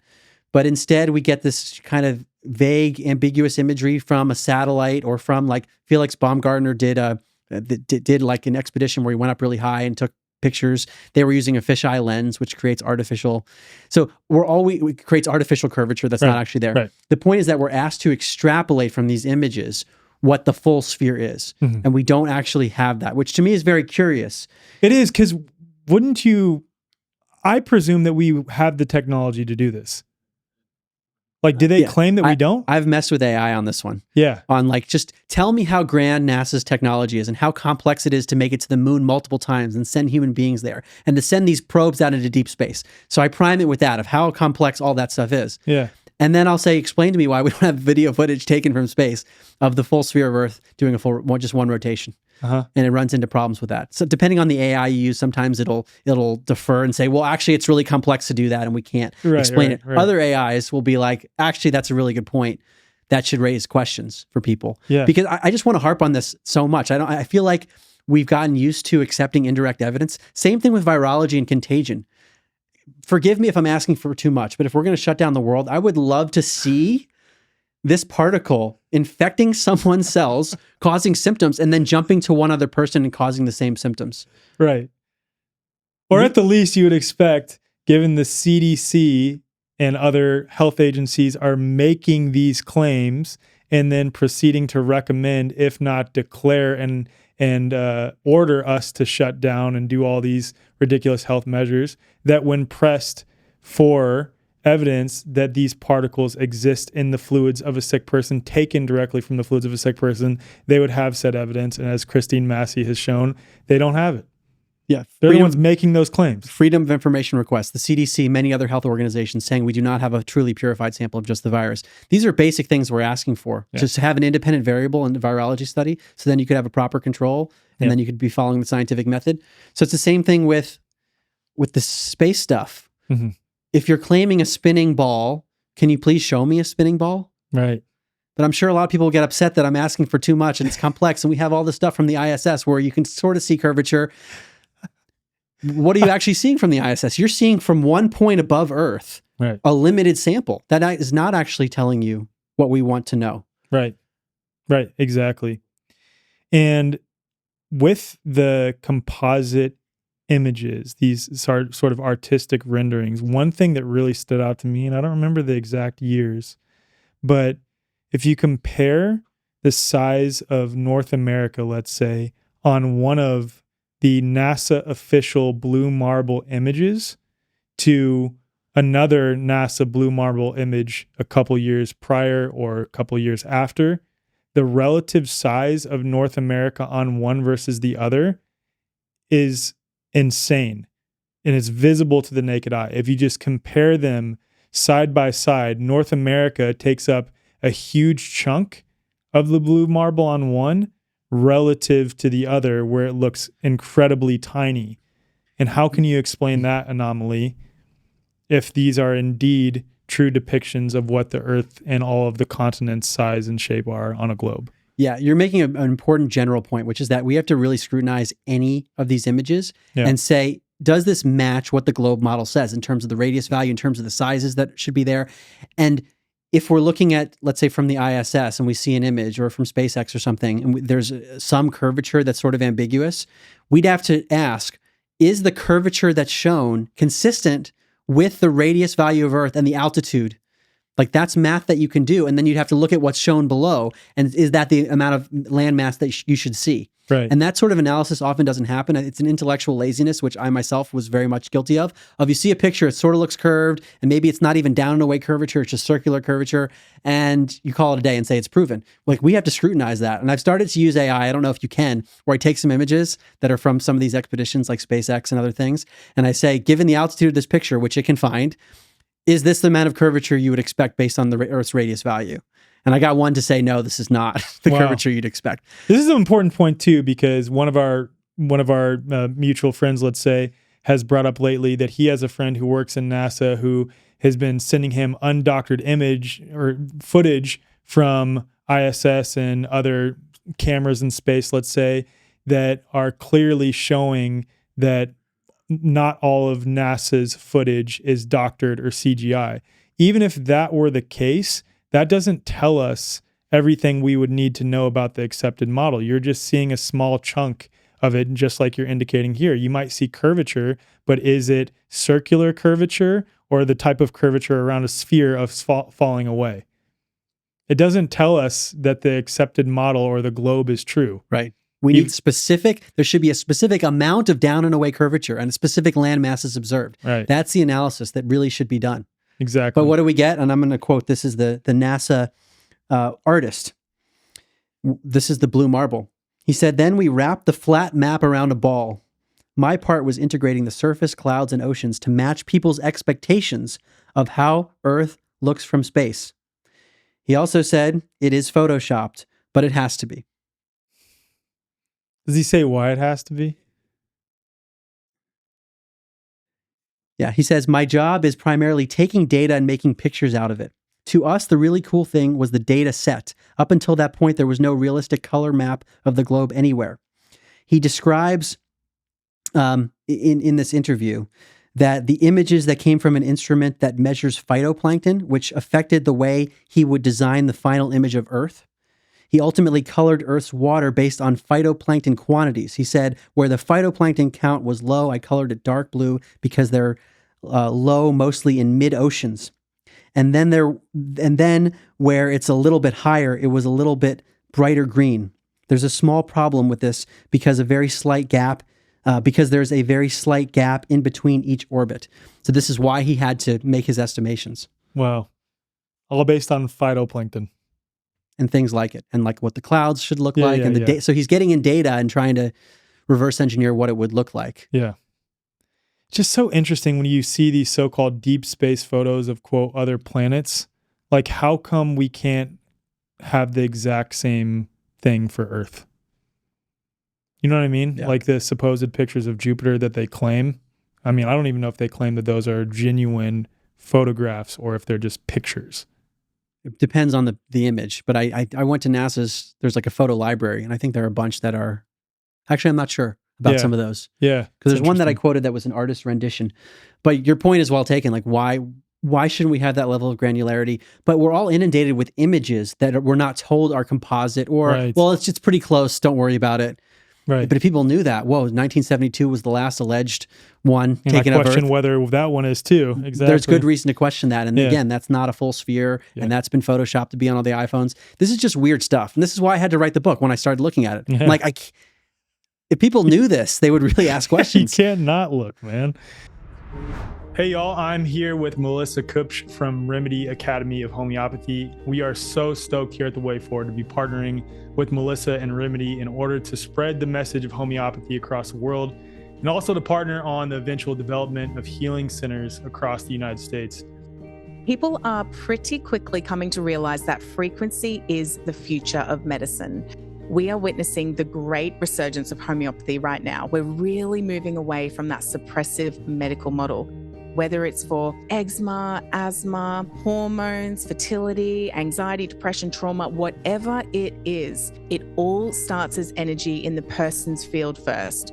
If we change our field, we can completely change our life. Our 2-year academy is open worldwide to anyone who wants to become a homeopath. We've got 5 lecturers and we currently have over 500 students enrolled, which is record numbers in our field. A career in homeopathy is amazing for anyone who wants flexibility in their work and who wants to be valuable in creating this new world. We have stay-at-home parents enrolled, we have ex-medical professionals, grandparents signed up who want to learn how to heal their grandchildren and pass on that invaluable knowledge. We even have husband and wife teams. So my husband enrolled in the course with no prior knowledge of health as a background, and he is loving it. Kylie is also enrolled as well, so my partner is, and she's so stoked to become a homeopath and to be helping to spread this message across the world. The thing that we hear from so many of our students is, I found my thing. Homeopathy is the key. We harness frequencies from nature and we alter the field of all creations. So if anybody wants to join us or they want to know more about it, they can visit our website. Yeah, and all that information will be in the show notes. So if you want to learn more about Remedy Academy, also RMDY Collective, also some of the homeopathic products that they have, please just head to the show notes. All of that will be listed there. Okay, the one that I want to explore now as it relates to NASA and exploration of space is the moon landing.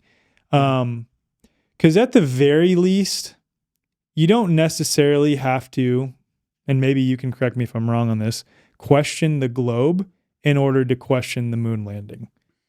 But let's go there next. Yeah, an example is Bart Sibrel, who's probably the biggest moon landing skeptic. I believe he is a globe mainstream cosmology believer. Mm-hmm. So these are not, and it's worth stating also that there are different beliefs we're talking about, because we're talking about cosmology in general. Like the Big Bang is a specific belief. 13.8 billion years ago, it started the Earth, started everything. Mm-hmm. And then now we have Earth revolving around the sun because of that.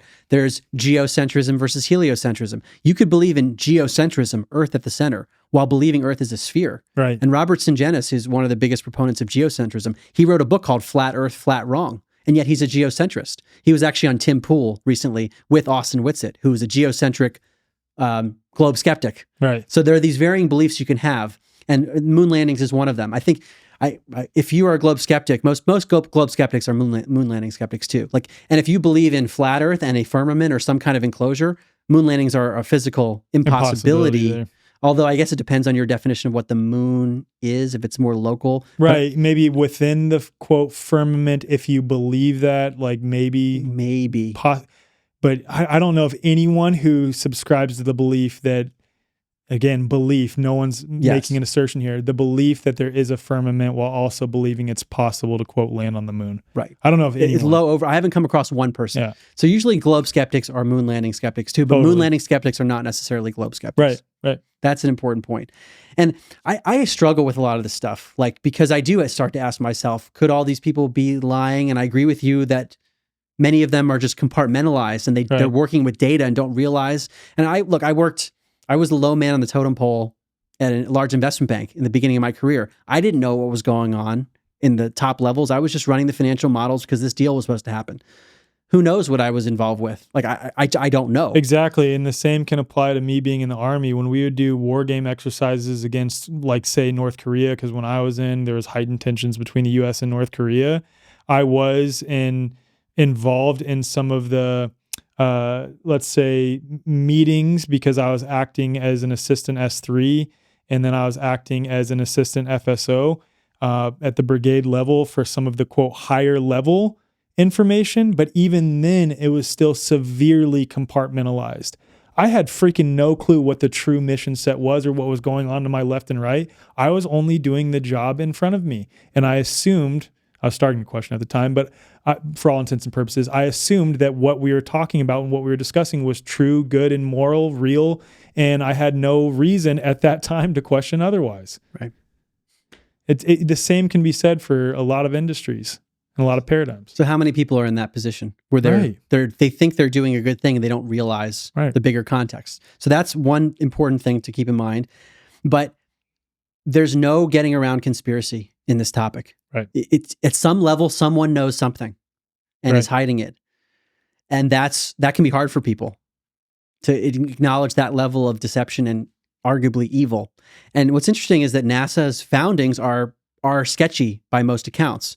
So Jack Parsons, who was part of the Jet Propulsion Laboratory, a big part of NASA's founding, he was doing occult rituals based on Aleister Crowley's teachings with the founder of Scientology, L. Ron Hubbard, in the desert trying to basically summon the Antichrist. This is an acknowledged thing. And there are lots of articles on Jack Parsons that he was this occultist. And then one of the leaders of NASA, Werner von Braun, came over from Nazi Germany in Operation Paperclip. And that has been a very controversial thing for people to acknowledge that an actual SS officer from Nazi Germany was part of this organization. And so what's on his tombstone? It is a proverb talking about the firmament. Interesting. It is interesting. And he was also very, very involved with Walt Disney. Mm-hmm. And Walt Disney and Disney Productions have started to propagate the space narrative heavily. So there's weird stuff here. And this is interesting. So I was playing around with ChatGPT and all the AIs on this. And because it gets to a hypocrisy that we see that I think is worth calling out everywhere, of like basically selective outrage. I said, should we trust an organization that was founded by a Nazi SS officer? And it was like, no, you absolutely shouldn't. And what if I told you that same organization was founded by an occultist that was doing sex rituals in the desert to try to summon the Antichrist? You should absolutely not trust that organization. It was very clear. And then I would say, well, I'm describing NASA. Should we trust NASA? And you'll see it flip of, well, it's actually a little different because we should trust NASA, and you'll see it defend the mainstream narrative.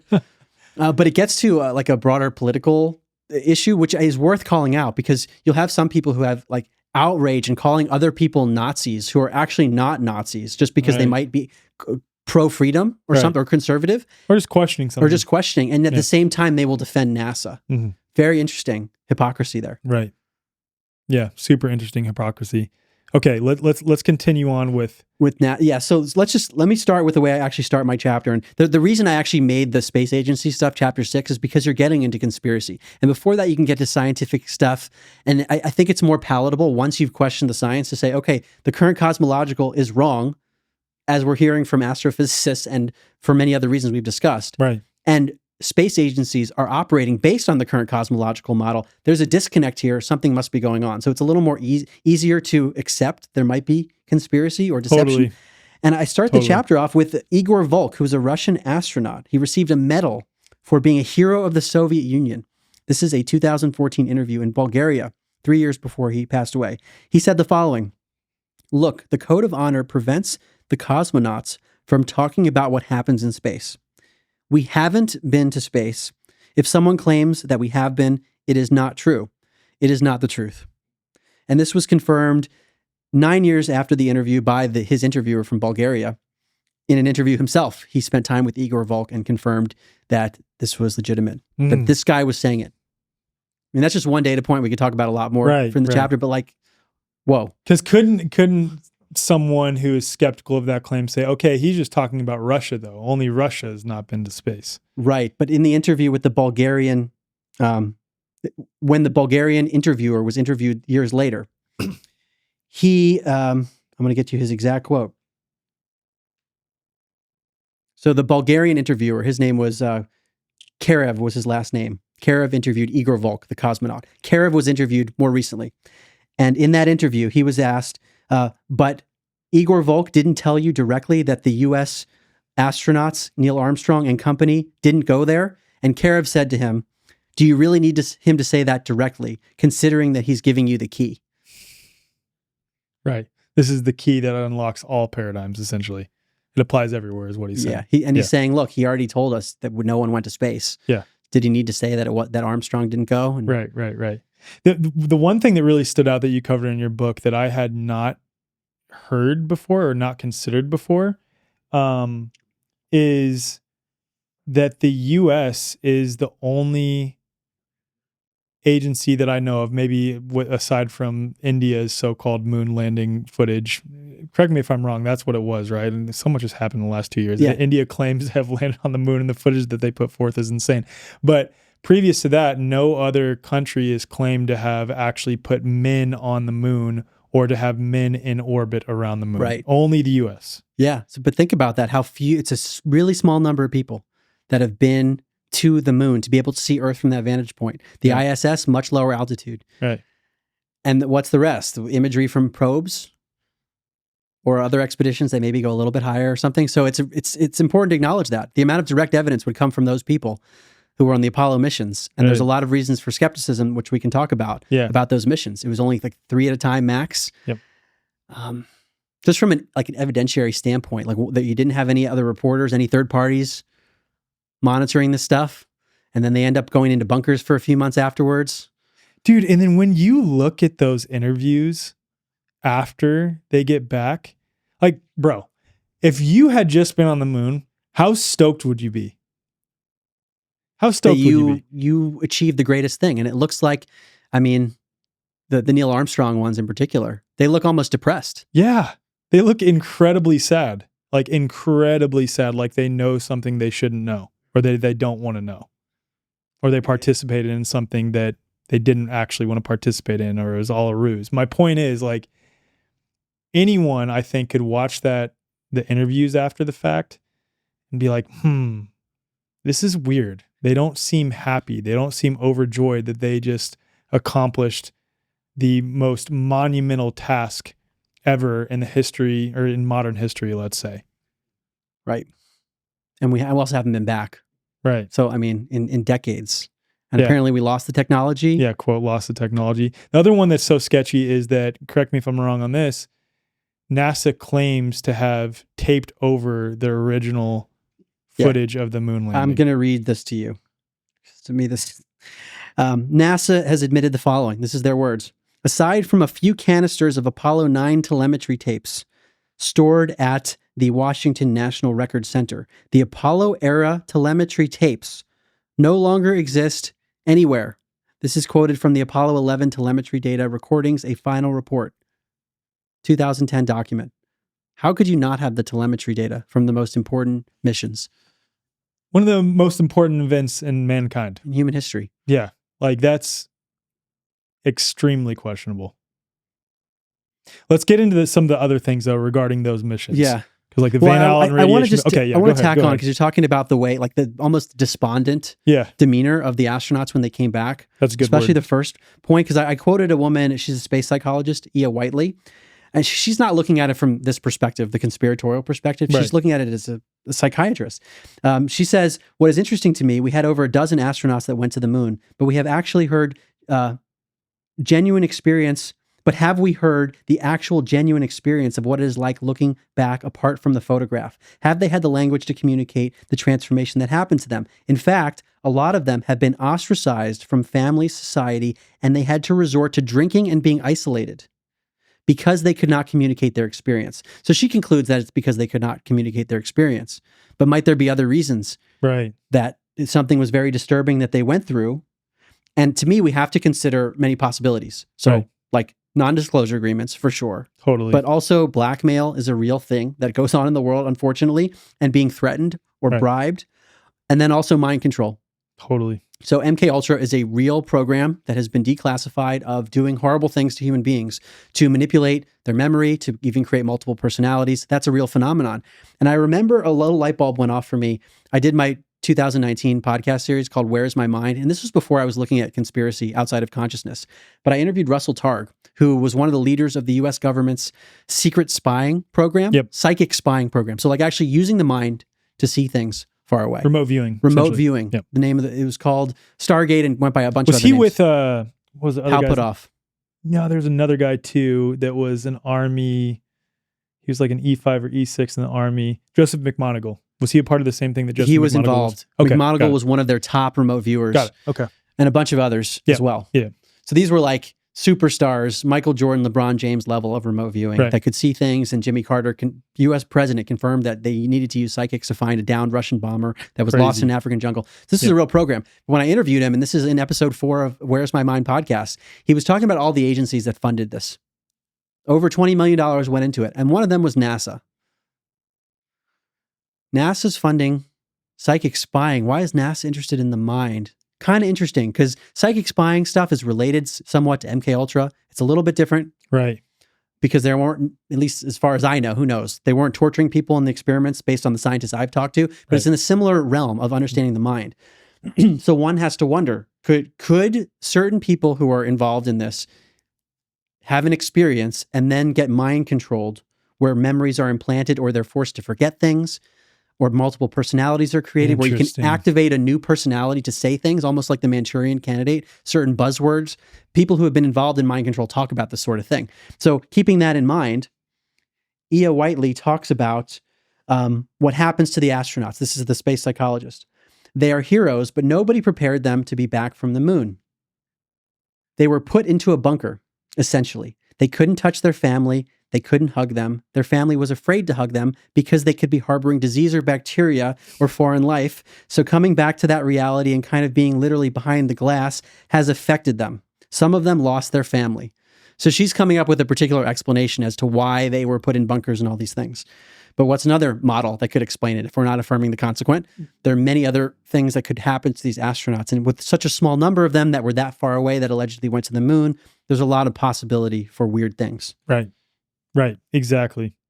So I won't say setting that aside, but in addition to that, we have complications surrounding the accepted story of what went on in order to get those guys to the moon. For example, the Van Allen radiation belt, and then also the claimed materials and the claimed heat exposure or heat put off by the Van Allen radiation belt. Yeah.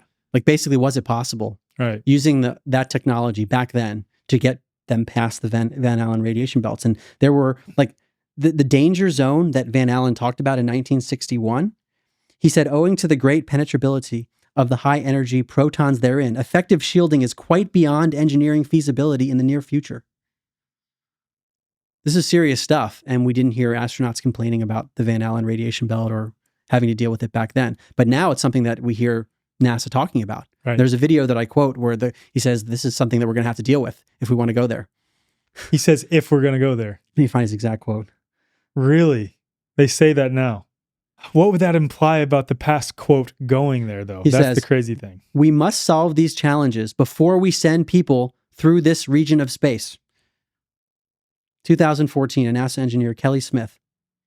He's talking about, I work on navigation and guidance for NASA's Orion project.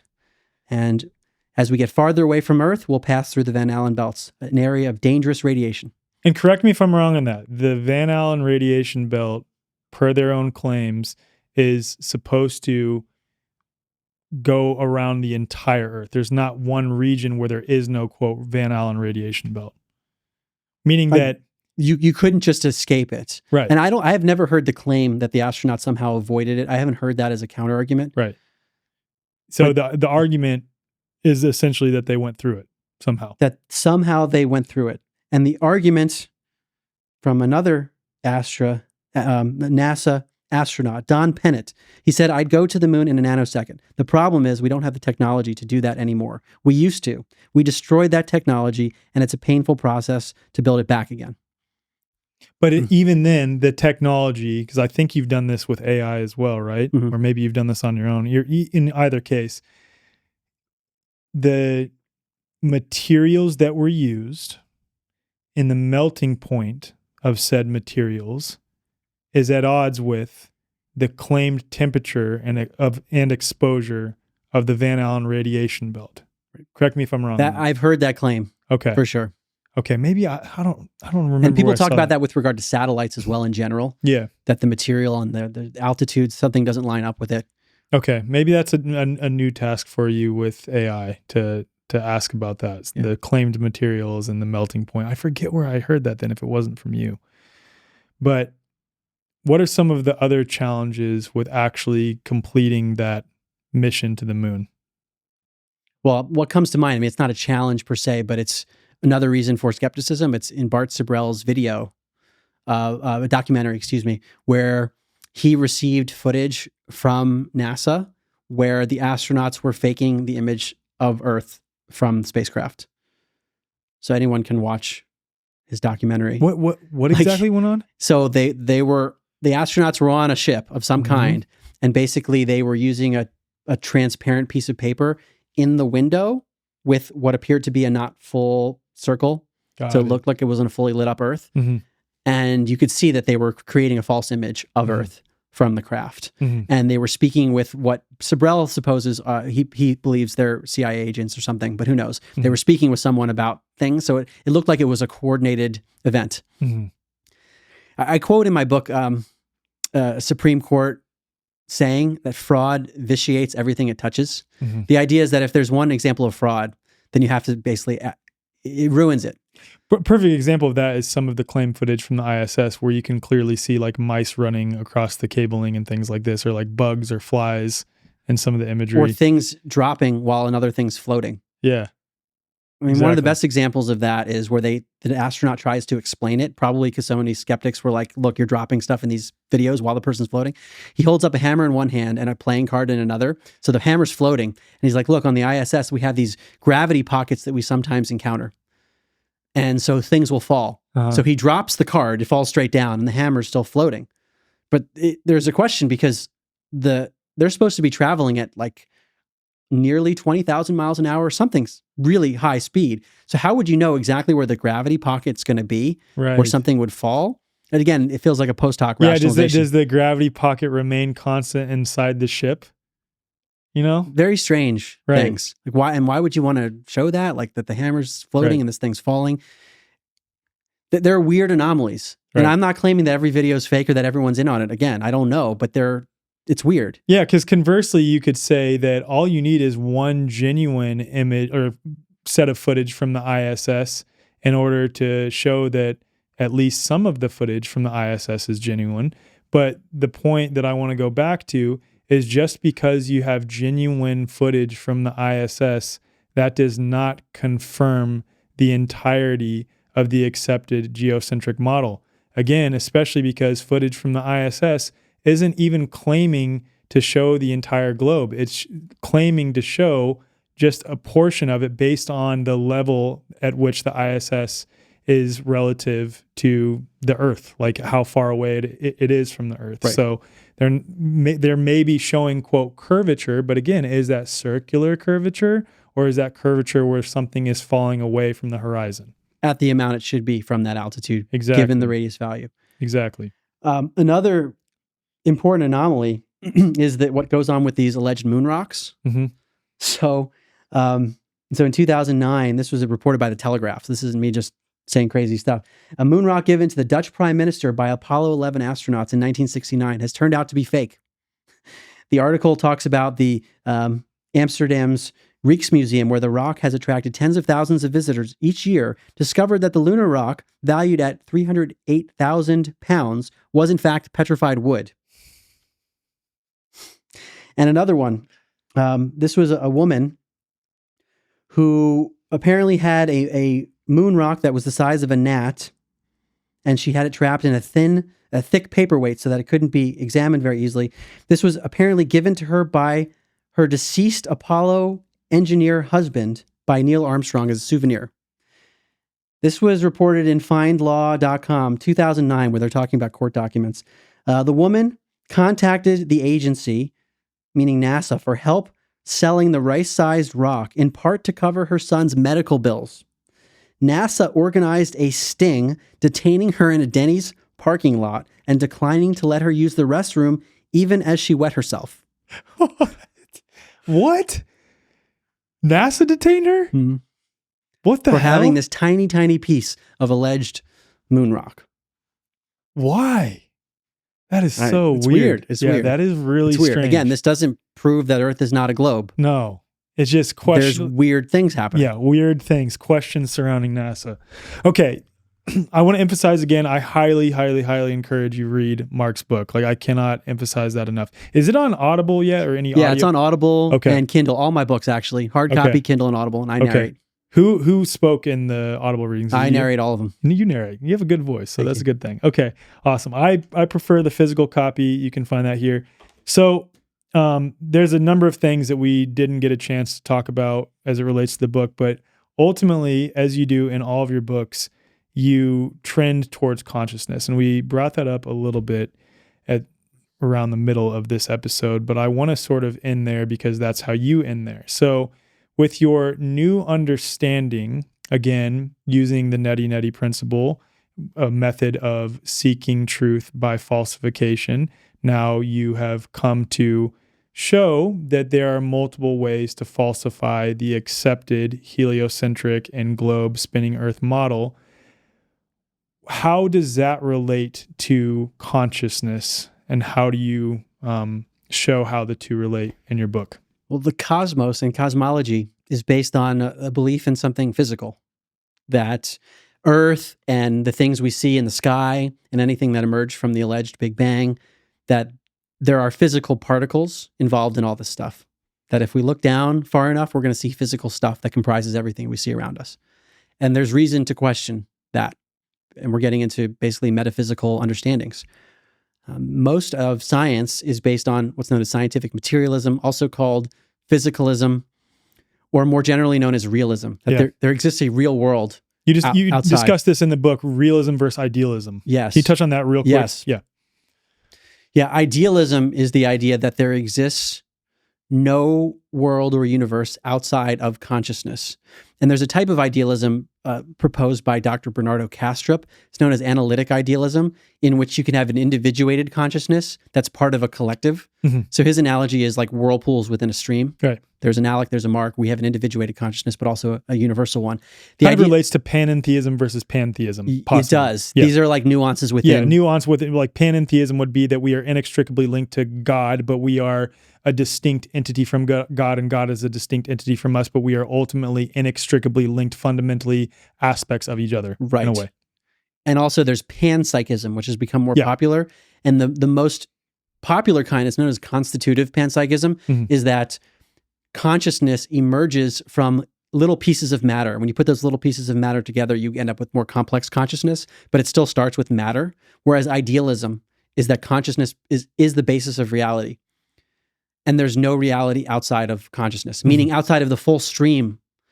There could be things that Alec is not perceiving in his whirlpool, or Mark is not perceiving in my whirlpool, but there's a broader consciousness. Right. And the philosophical argument he makes, which to me is, I think it's a really strong argument, because even in people who are, let's say, even like self-proclaimed flat earthers, I'm finding, or just let's say globe skeptics or even geocentrists, they talk a lot about realism. They like presuppose realism, which I can understand why you want to do that. But the problem is that it is not as philosophically parsimonious as idealism is, meaning that using Occam's razor, the simplest solution is usually the best.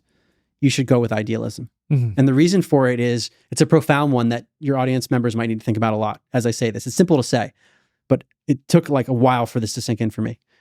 We cannot verify the existence of anything without experiencing it. Meaning you need to have a consciousness that's there to verify that something even exists in order to have direct evidence of its existence. Everything else is an inference. So the Big Bang heliocentric model is there was a Big Bang 13.8 billion years ago, billions of years of stuff happening, Earth revolving around the sun, Darwinian evolution, human being evolves, they develop brains, and consciousness pops out of their brain. Mm-hmm. That model is of materialism, of realism, is unverifiable. Right. Totally unverifiable. Because you would need a consciousness that could verify it. And some people will say, well, you can see the light from the stars and they're traveling all these light years away. No, well, you see light. You see light in the sky. That's what you see. You see light and you presuppose a bunch of things to reverse engineer how far away they are and what they're comprised of. You see light in the present moment. Right. We can't even validate the past. The past there's a set of memories that we have in the present moment. Right. So under this line of thinking, we cannot verify the existence of anything outside of and independent of consciousness. Mm-hmm. So that means everything that's experienced is within consciousness, meaning the material world needs a consciousness in order to verify its existence. Right.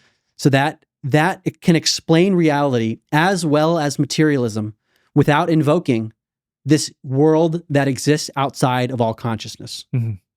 So both models could be correct, but you have to invoke what Kastrup calls a new ontological category of the material world outside of consciousness. Mm-hmm. And the reason that's an unnecessary leap, and it's a problematic leap, is that it's an unknown ontological category. It's something that is by definition unknown and unknowable and unverifiable because by definition it's something outside of all consciousness. Right. Whereas consciousness is an ontological category that we all know because we experience it right now.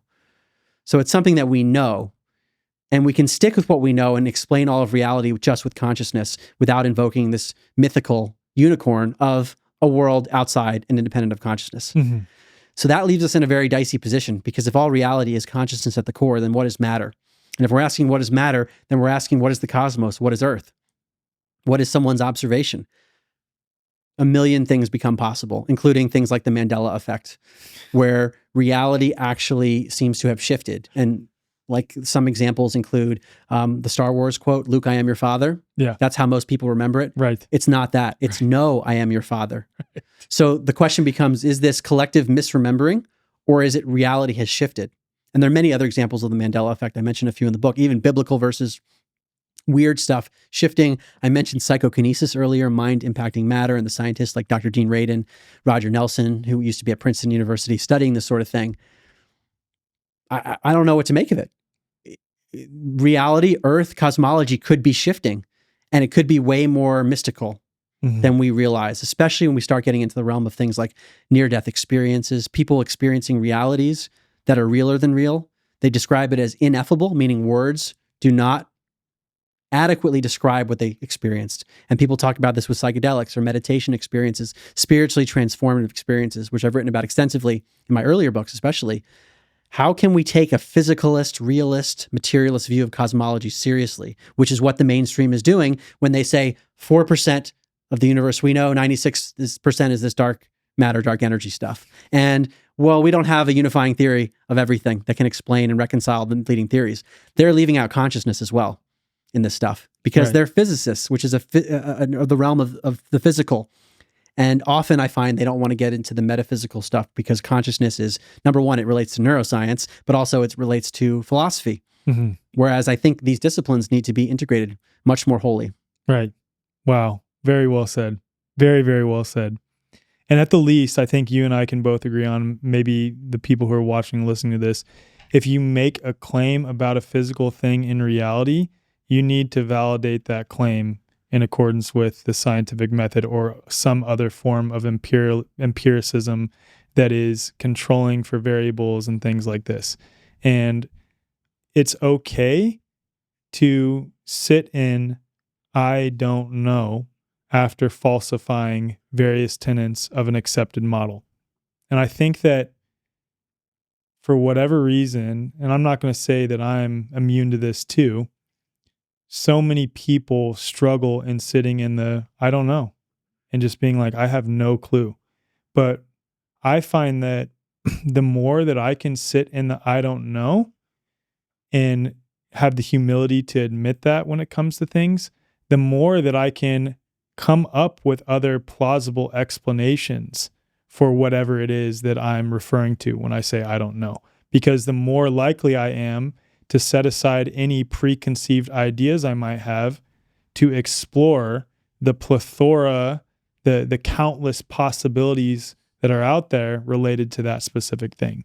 So I think it's healthy, and I think almost imperative, that we learn to be okay in sitting in the I don't know. Because I think overwhelmingly it opens us up to exploring further on any given paradigm. Very well said. And I think it's also important to explore models that we might not agree with, or models that we think might be wrong, because there could be things to glean from them. So let's say there are elements of the mainstream flat earth framework that are incorrect, but it is interesting to consider a more local and smaller sun and moon that revolve around us in certain patterns. Just, it gets the mind going without having, so it's allowable to explore stuff and not have to be bound to it, or even to talk about them.